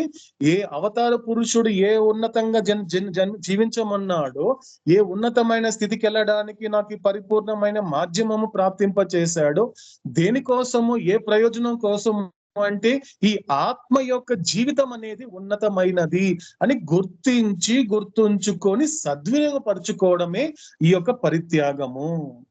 కాబట్టి మొత్తానికి పరిత్యాగం అంటే ఏంటి? అధమమైన అంటే ఆత్మ యొక్క జీవితం కోసము ఈ ఇంద్రియ పరమైనటువంటి జీవితాన్ని పరిత్యజించడమే నిజమైన అసలైన యథార్థమైన పరిత్యాగము. ఇది చెప్పాడు అవుతాడు. ఇలా చేసుకుంటూ వెళితే తప్ప నువ్వు మళ్ళీ వెనక్కి తిరిగి చూడవన్నాడు అవుతాడు. ఈ మాట వాడాడు అవుతాడు. మనకు వస్తుందండి గాడ్ స్పీక్స్ లో ముందు ఒక మాట చెప్పబోతున్నాడు. ఈ మాట నువ్వు ఈ విధంగా రెనౌన్సియేషన్ చేయగలిగితేనే మళ్ళీ నువ్వు తిరిగి వెనక్కి చూడవు. అంటే నీ ప్రయాణం అనేది కొనసాగించుకుంటూ గమ్యానికి దగ్గర అవుతావు. కాబట్టి ఇది చెప్తున్నాడు అవుతాడు.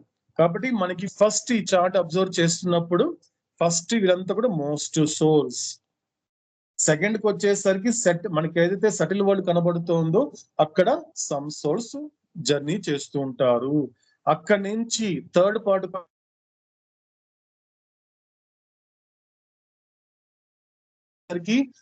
తమను తాము ఆత్మ సాక్షాత్కారం కలిగిన వాళ్ళు నేను భగవంతుడు అనేటువంటి నిజమైన సమాధానాన్ని సంప్రాప్తింప చేసుకున్న వాళ్ళు అక్కడ స్థిరంగా ఉండిపోతారు. కాబట్టి నలుగురు గురించి ఈ 4 భాగాలు మనకి కనిపిస్తుంది. కాబట్టి మనకి అవుతాడేం చెప్తున్నాడు? మొదటి భూమిక గురించి చెబుతూ స్థూల ఎరుక గల మానవాత్మ యొక్క స్థూల చైతన్యము క్రమంగా అంతర్ముఖమయ్యే కొలది. అంటే ఎలా ఉంది మోస్ట్ సోల్స్? ఇప్పుడు ఎప్పుడైతే పూర్తిగా ఆ మోస్ట్ సోల్ ఎటువంటి ఎరుకలో ఉంటారు? స్థూల శరీరం యొక్క ఎరుకలో ఉంటారు. తర్వాత దేనికి సంబంధించినటువంటి చైతన్యం ఉంటుంది అన్నప్పుడు ఆ శరీరానికి సంబంధించినటువంటి చైతన్యం అనేది నెమ్మదిగా అంతర్ముఖము అంటే బాహ్యముఖం నుండి లోపలికి నిన్ను చూసుకునే ప్రయత్నంలో ఆధ్యాత్మిక మార్గం అనేది ప్రవేశించడం అనేది అది ఎంత ఇంపార్టెంట్, అంతర్ముఖం అవడం కూడా అంతే ఇంపార్టెంట్. అలా కొలది ఏమవుతుంది? అంతర్ముఖం అవుతున్న స్థూల చైతన్యము ఆత్మ యొక్క పూర్తిగా అభివృద్ధి చెందిన సూక్ష్మ శరీరం అనే మాధ్యమం ద్వారా సూక్ష్మ ప్రపంచానికి చెందిన 1వ భూమికను పాక్షికంగా అనుభవిస్తుంది. అబ్జర్వ్ చేస్తే ఇక్కడ ఒక చిన్న బాగా ఒక సటిల్ కూడా కనిపిస్తుందండి. ఇక్కడ ఫస్ట్ ప్లేన్ ఎక్కడ ఉంది అంటే అది సూక్ష్మ ప్రపంచానికి స్థూల ప్రపంచానికి మధ్యన ఉంది. తర్వాత 4వ భూమికని కాస్త పరిశీలిస్తే అది ఎక్కడుంది? మానసిక ప్రపంచానికి సూక్ష్మ ప్రపంచానికి మధ్య ఉంది. అలాగని 4th ప్లేన్ కి అవుతాడు థ్రెషోల్డ్ అని పేరు పెట్టాడే తప్ప ఫస్ట్ ప్లేన్ కి ఏ పేరు పెట్టలే. అబ్జర్వ్ చేశారండి? 4వ భూమికి మాత్రం గడప అన్నాడు అవుతాడు. అది ఇంటి గడప అన్నాడు. కానీ ఇక్కడ మాత్రం ఏం పేరు పెట్టలేదు. అంటే ఎలా ఉంటుంది అన్నప్పుడు పెద్ద విషయమేం కాదు. అది అసలైన విషయము గడప. ఎందుకంటే నువ్వు కొనసాగిస్తే గడప దాడుతావు, కొనసాగించకుంటే ఆ గడప మీద ఉంటావు. That's difference. ఇంతవరకు మనకు చాంగ్దేవ్ ఎక్కడున్నాడు అంటే ఈ యొక్క 4వ భూమిక అనే గడప మీదనే 1400 సంవత్సరాల పాటు ఉండిపోయాడు, స్టక్ అయిపోయాడు అంతే ఆ గడప మీద. ఎందుకంటే ఎవరైనా మా ఇంటికి పిలిచినప్పుడు ఇంటికి దగ్గరగా వెళ్ళాను, సో వాళ్ళు బెల్లు కొట్టాను, డోర్ తెరిచారు, లోపలికి రండి అన్నారు. నేను లోపలికి వెళ్ళకుండా గడప మీద నిలబడ్డాను అనుకోండి, అప్పుడు ఇంట్లోకి వచ్చినట్లు బయట ఉన్నట్టు?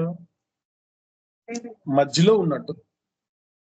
గడప మీద ఉండడం వల్ల ఏం జరుగుతోంది అంటే నేను ఇంటి బయట ఉన్నానా ఇంటి లోపల ఉన్నానంటే రెండింటి మధ్యలో ఉన్నావు.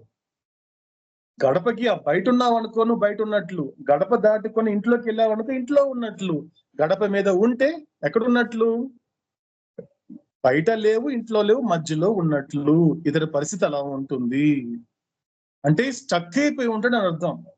గడప మీద ఎవరు ఉండిపోతారండి? వెళితే గడప వెనకన ఉండాలి, లేకపోతే లోపలగానే ఉండాలి. అలా గడప మీద స్టక్ అయిపోతారు కొంతమంది.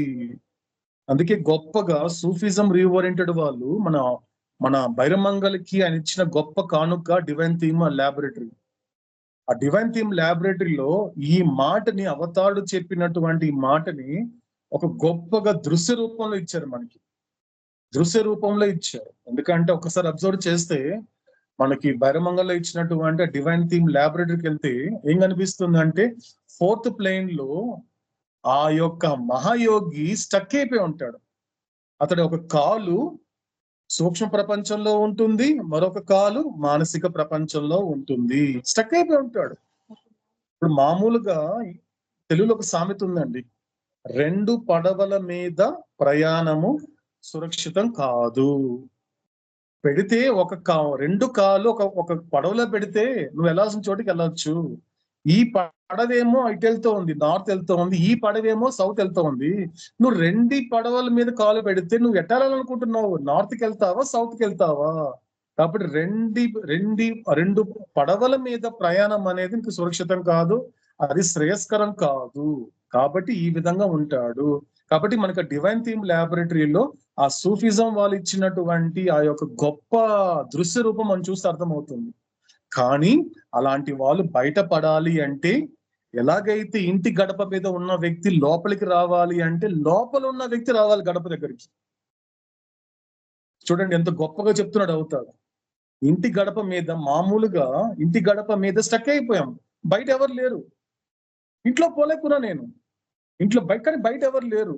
ఏం చెయ్యాలి? ఇంట్లో వాళ్ళని కేకేయాలి. ఏమంటే గడప మీద స్టక్ అయిపోయానండి, లోపల రాలేకపోతున్నానంటే ఇంట్లో ఉన్న వాళ్ళు అప్పుడు రావాలి. ఇంట్లో ఉన్నవాడు గడప మీద స్టక్ అయినటువంటి నిన్ను ఇంట్లోకి తీసుకొస్తారు. అలా తీసుకొచ్చిన వాడే మనకి ఆ డివైన్ థీమ్ ల్యాబొరేటరీలో హజరత్ ఇనాయత్ ఖాన్. అతడే 5వ భూమికలో ఉన్న మహాపురుషుడు. ఇంట్లో ఉన్నాడు అతను. ఇంట్లో ఉన్నటువంటి హజరత్ ఇనాయత్ ఖాన్ గడప మీద స్టక్ అయిపోయినటువంటి మహాయోగిని ఇంట్లోకి లాక్కొస్తున్నాడు. 2 చేతులు పెట్టి లాక్కొస్తూ ఉంటాడు. మన ఒకసారి ఆ దృశ్య రూపం మనం చూడవచ్చు. ఇలాంటిది. కాబట్టి ఇక్కడ మాత్రం అలా ఉండదు. ఎందుకు పేరు పెట్టలేదు అంటే, ఈ రెండింటి మధ్య ఉంటాడు అంతే వాడు. ఎందుకంటే అది పాక్షికంగా అనుభవిస్తాడు. కాబట్టి ఇది ఈ విధంగా ఉంటుంది తీసుకున్నప్పుడు. కాబట్టి ఇంకా ఏం చెప్తున్నాడు అవుతాడు? ఈ దశలో స్థూల ఎరుక గల మానవాత్మ యొక్క అంతర్ముఖమైన స్థూల చైతన్యము సూక్ష్మ ప్రపంచానికి చెందిన 1వ భూమిక యొక్క క్షణకాల దర్శనాన్ని తొలిసారిగా పొందుతాడు. అంటే ఫస్ట్ టైం. అంటే ఏం జరిగింది ఇక్కడ? స్థూల సంస్కారాలు ఎలా తయారైంది? సూక్ష్మ సంస్కారాలుగా తయారైంది. కాబట్టే అతడు తన అనుభవం కలుగుతోంది.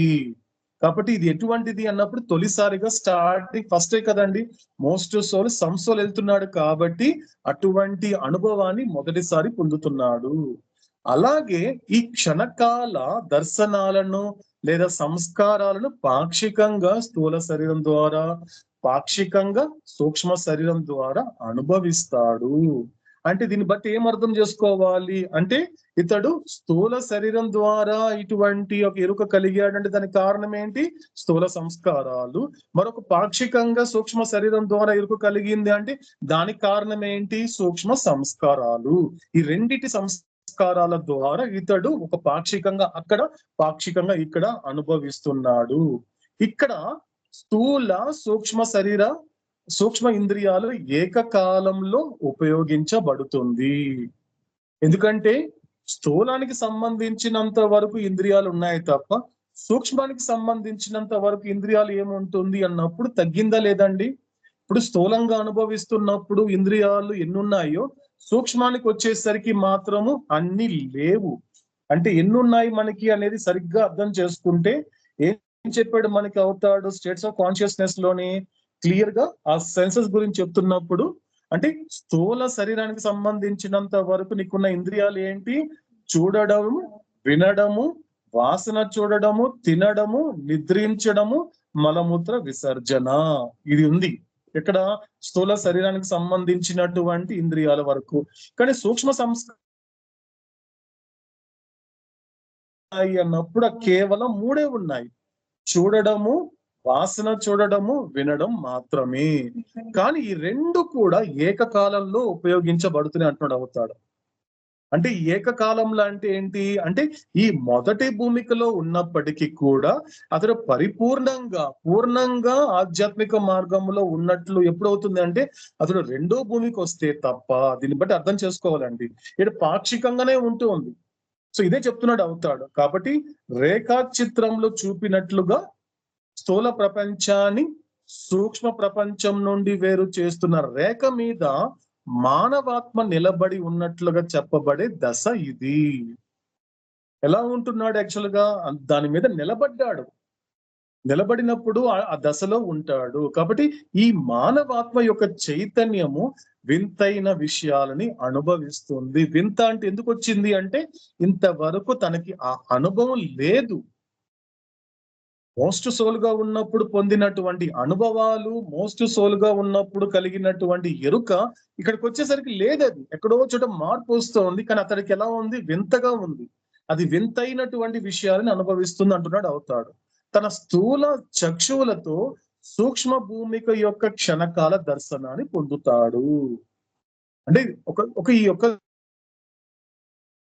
నేత్రాలు మారిపోతూ ఉంది. అంటే నీకు సటిల్ విజన్ వచ్చింది. అక్కడ ఒక సూక్ష్మమైన దృష్టితో నువ్వు చూడగలుగుతున్నావు. దానివల్ల చూడడం వల్ల ఏమో అనిపిస్తోంది ఇక్కడ, ఆ సూక్ష్మ భూమిక యొక్క క్షణకాల, ఎక్కువసేపు కూడా కాదు, కాసేపు క్షణకాల దర్శనాన్ని పొందుతాడు. అలాగే తన స్థూల కర్ణాలతో అంటే చెవులతో సూక్ష్మ భూమికకి చెందిన అలౌకిక సంగీతాన్ని వింటాడు. స్థూల నాసికతో సూక్ష్మానికి సంబంధించినటువంటి సుగంధాలను ఆస్వాదిస్తాడు. క్లుప్తంగా స్థూల ఎరుక గల మానవాత్మ సూక్ష్మ ప్రపంచానికి చెందిన ఒకటో భూమిక మీద పాక్షికంగా ఉంటూ స్థూల ఇంద్రియాలతో సూక్ష్మ సంస్కారాలని అనుభవిస్తాడు. అంటే మొట్టమొదటిది అతడు పూర్తిగా ఆధ్యాత్మికంగా మార్గంలోకి వచ్చాడు అంటే లేదు, పూర్తిగా రాలేదు, కానీ వెళుతాడు. కానీ 5th చార్ట్ లో చెప్పినట్లుగా ఈ మొదటి భూమికలో ఉన్న వాడిని బాబా ఒక మాట చెప్పాడు. అతడు ఎవరండి? ఎవరైనా చెప్పగలరా? సో ఫస్ట్ భూమికలో ఉన్నవాడు ఎవరండి?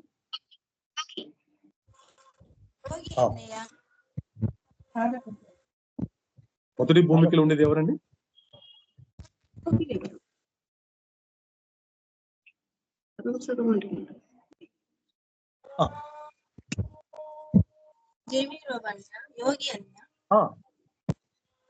అరుణ యోగి అన్నయ్య.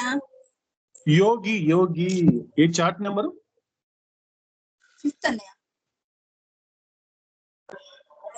వాయిస్ కట్ అవుతుంది అరుణ. ఓకే ఓకే ఓకే యోగి యోగి చార్ట్ నెంబర్ 5.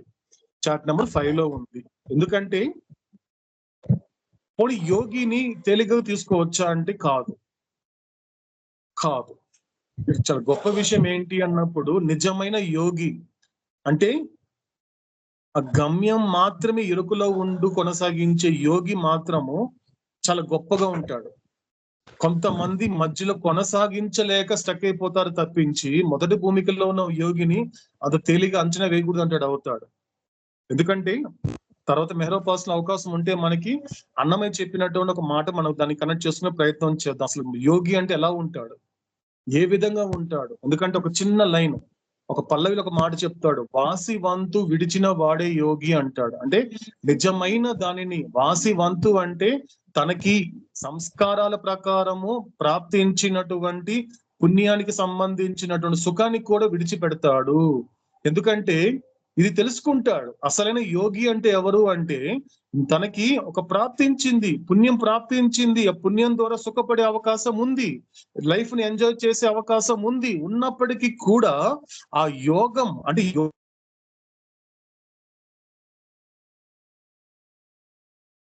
కలవడము. యోగి అంటే దాని అర్థం ఏంటి, యోగం అంటే ఏంటి అన్నప్పుడు ఏంటి, తిరిగి కలవడము. ఈ పదం అర్థం కావాలి. యోగం అంటే ఏంటి? అందుకే మనకి భగవద్గీతలో 18 అధ్యాయాల్లో ప్రతి దాని వెనక ఏం చెప్తున్నాడు అవుతాడు? యోగము, ఆత్మ సంయన యోగము, జ్ఞాన యోగము, భక్తి యోగము, ప్రతిదీ కూడా కర్మయోగము. అన్నిటికీ యోగం అంటే దీని ద్వారా, అంటే ఈ యొక్క కర్మ ద్వారా నువ్వు ఎలా తిరిగి కలిసిపోవాలి, ఎలా నువ్వు కలుసుకోవాలి అనేటువంటిది యోగంలో ఉంటాడు అతను. కాబట్టి దాన్ని కూడా విడిచిపెడతాడు. ఆ యొక్క రెనౌన్సియేషన్ అనే మాట ఆ గమ్యం చేరేంత వరకు ఎక్కడ తన ప్రయాణం ఆపని వాడే యోగి. కాబట్టి వాసి వంతు విడిచిన వాడే యోగి, తన ఆశలెల్లా విడిచిన వాడే యోగి అంటాడు. పల్లవిలో చెప్తాడు మనకి. కాబట్టి మొదటి భూమికని కూడా అంత తక్కువ అంచనా వేయడానికి లేదు. ఎందుకంటే కొనసాగించేటువంటి వాళ్ళు హజరత్ ఇనాయత్ ఖాన్ కావచ్చు, స్వామి వివేకానంద కావచ్చు, భగవాన్ శ్రీ రమణ మహర్షి కావచ్చు, రామకృష్ణ పరమహంస కావచ్చు, తుకారాం కావచ్చు, ఇలా ఎంత మందిని తీసుకున్నా కూడా వాళ్ళు యోగిగా ఇలా మొదలు పెట్టారు జీవితాన్ని, కొనసాగిస్తూ ఎలా ఉన్నత భూమికలకు చేరుకున్నారు అనేటువంటిది గొప్పగా ఉంటుంది ఆ సంకీర్తనలో కూడా. సో కాబట్టి అంత తేలిక అంచనా వేయడానికి లేదు. కాబట్టి అవకాశం వచ్చినప్పుడు మనం దాన్ని తెలుసుకునే ప్రయత్నం చేద్దాము. అది అవుతాడు అవకాశం ఇచ్చినప్పుడు తెలుసుకునే ప్రయత్నం చేద్దాం. కాబట్టి అవుతాడు తర్వాత చెప్పేటువంటి గొప్ప మాటల్ని మనం తర్వాత మెహరోపాసనంలో శ్రద్ధతో ఆలకించే ప్రయత్నం చేద్దాం. శాశ్వత ప్రీతమ అవతార్ మెహర్ బాబా కీ జై. ఓకేనండి, ఏదైనా క్లారిఫికేషన్స్ ఉన్నాయండి?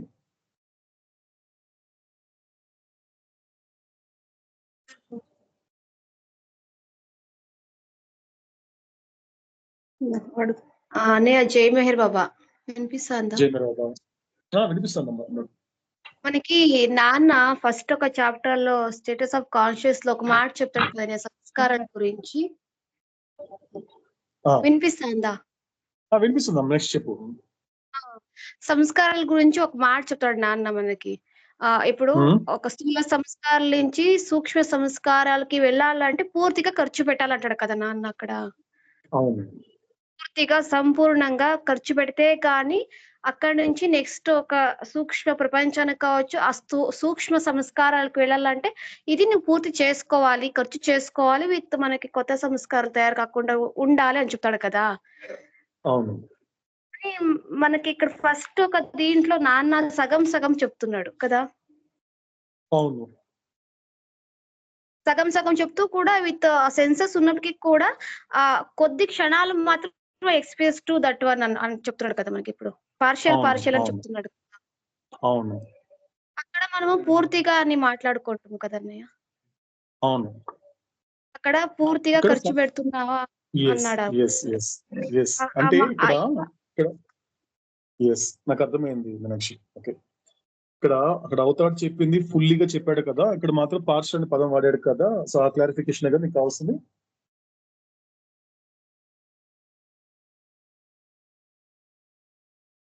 ఓకే, సో ఇక్కడ అవతాడు చెప్పింది ఏంటి? ఫస్ట్ మనకి సంస్కారాలు ఖర్చు పెట్టడమే కాదు, పూర్తిగా ఖర్చు పెట్టాలి. అంటే నువ్వు సూక్ష్మ సంస్కారాలు అనుభవించాలి అంటే స్థూల సంస్కారాలు పూర్తిగా ఖర్చు పెట్టాలి. కాబట్టి మానసిక సంస్కారాలు అనుభవించాలి అంటే సూక్ష్మ సంస్కారాలు పూర్తిగా ఖర్చు అయితే తప్ప నీకు మానసిక సంస్కారాల జోలికి వెళ్ళవు. కానీ ఇక్కడికి వచ్చేసరికి ఇక్కడ అవతాడు స్టార్టింగ్ పాయింట్ లో చెప్తున్నాడు. ఎందుకంటే ఎప్పుడైతే ఈ మార్గం అనేది, ఎందుకంటే ఈ లోయర్ ప్లేన్స్ లోనే ముఖ్యంగా పూర్తి ఎరుకతో, ఎందుకంటే అవతాడు చెప్పినటువంటి ఆ మాటని పూర్తి ఎరుకలో ఉండాల్సినటువంటిది ముఖ్యంగా ఈ లోయర్ ప్లేన్స్ లోనే ఉండాలి. ఎందుకంటే ఎక్కడికక్కడ ఎందుకు స్టక్ అయిపోతుంటారు మధ్య మధ్యలో అంటే కారణం ఏంటి అన్నప్పుడు అటు వాళ్ళ సంస్కారాలు పూర్తిగా ఖర్చు పెట్టుకోలేరు. కేవలం ఏంటి అంటే రెండు కారణాలు చెప్పాడు అవుతాడు. మొదటిది ఆకర్షణలు, రెండు వ్యామోహాలు, రెండు చెప్పాడు అవుతాడు. అట్రాక్షన్స్, రెండోది టెంప్టేషన్స్ అని చెప్పాడు అవుతాడు. ఈ ప్లేన్స్ లో ఎక్కువ అట్రాక్ట్ చేస్తాయి.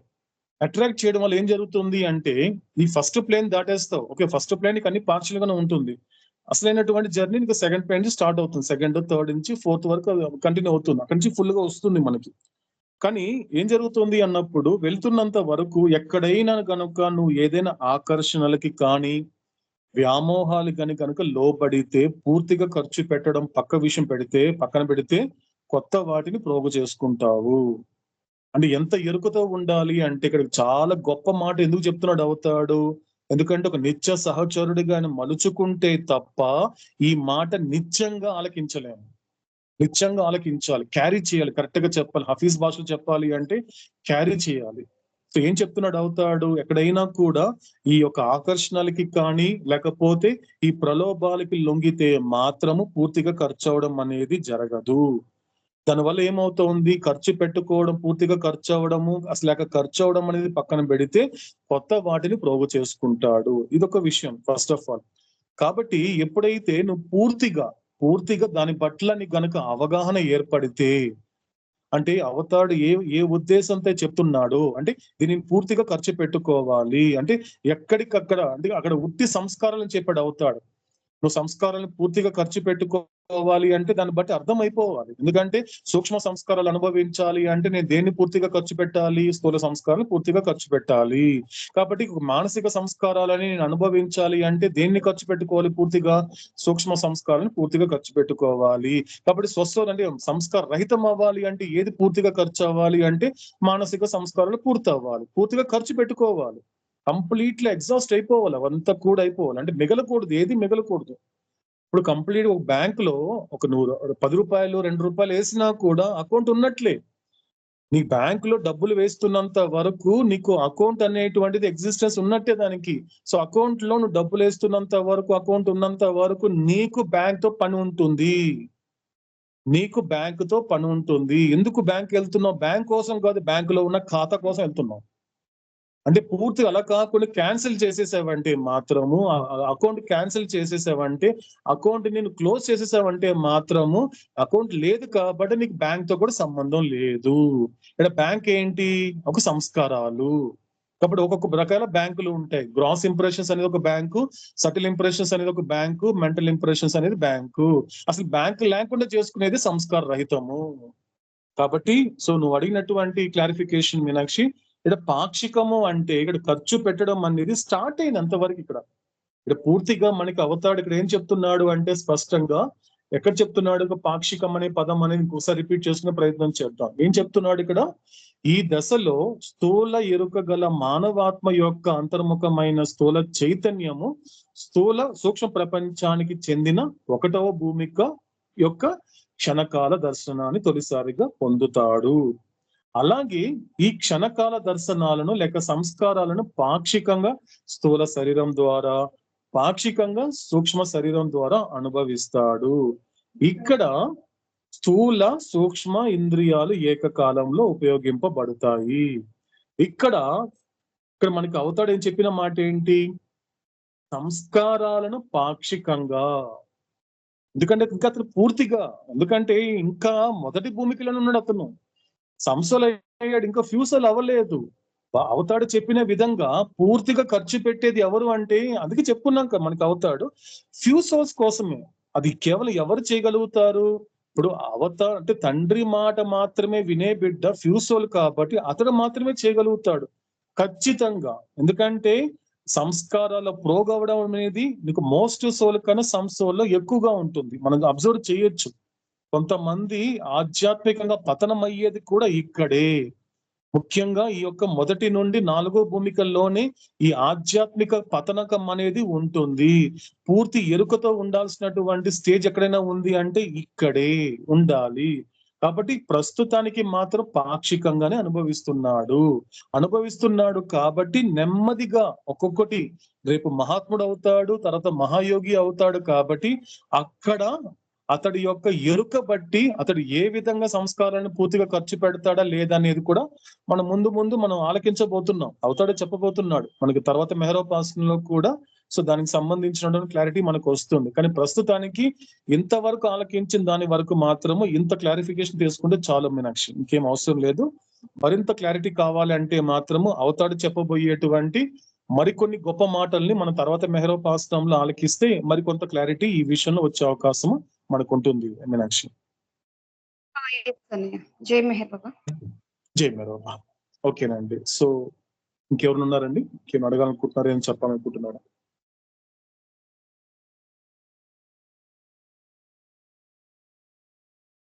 ఓకేనండి. అదైతే మనకి సో మన షెడ్యూల్ మనం కంటిన్యూ చేద్దామండి.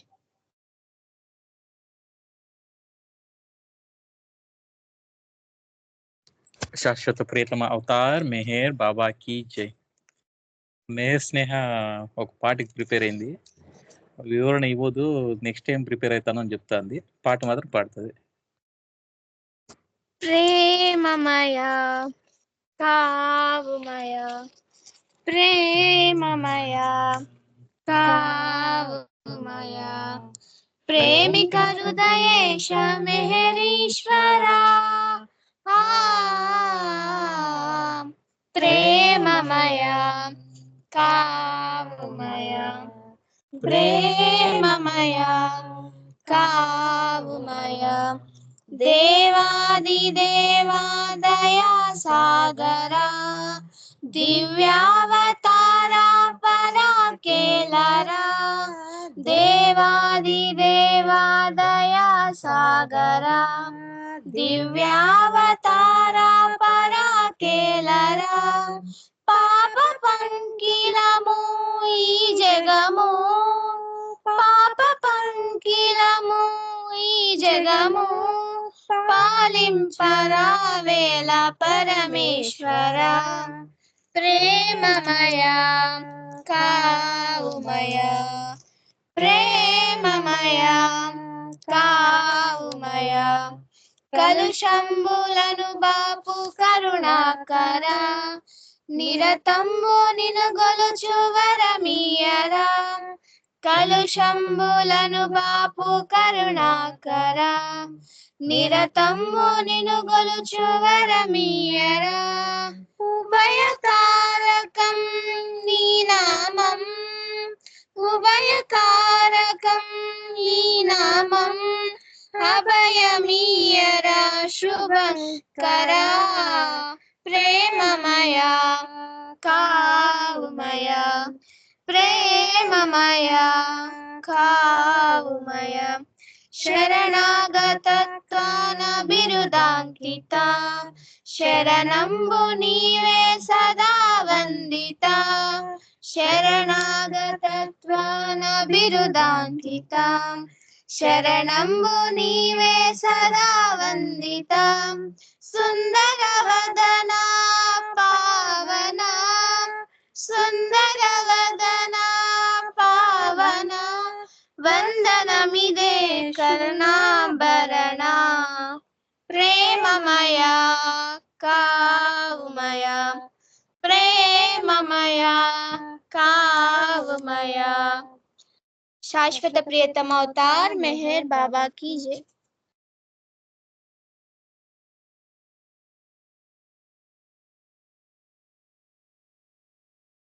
अवतार मेहर बाबा की जय। शाश्वत प्रीतम अवतार मेहर बाबा की जय। अवतार मेहर बाबा की जय। अवतार मेहर बाबा की जय। अवतार मेहर बाबा की जय। अवतार मेहर बाबा की जय। अवतार मेहर बाबा की जय।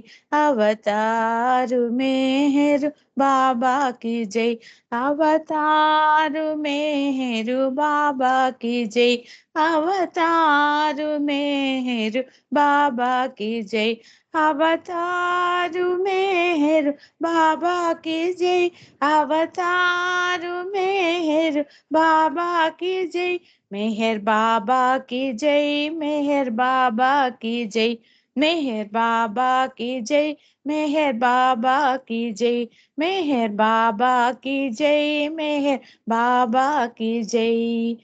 बाबा बाबा बाबा बाबा मेहर बाबा बाबा बाबा बाबा बाबा मेहर बाबा प्रेमावतार बाबा मौनावतार बाबा प्रेमावतार बाबा मौनावतार बाबा प्रेमावतार मेहर बाबा प्रेमावतार मेहर बाबा मौनावतार श्री मेहर बाबा बाबा बाबा बाबा बाबा मेहर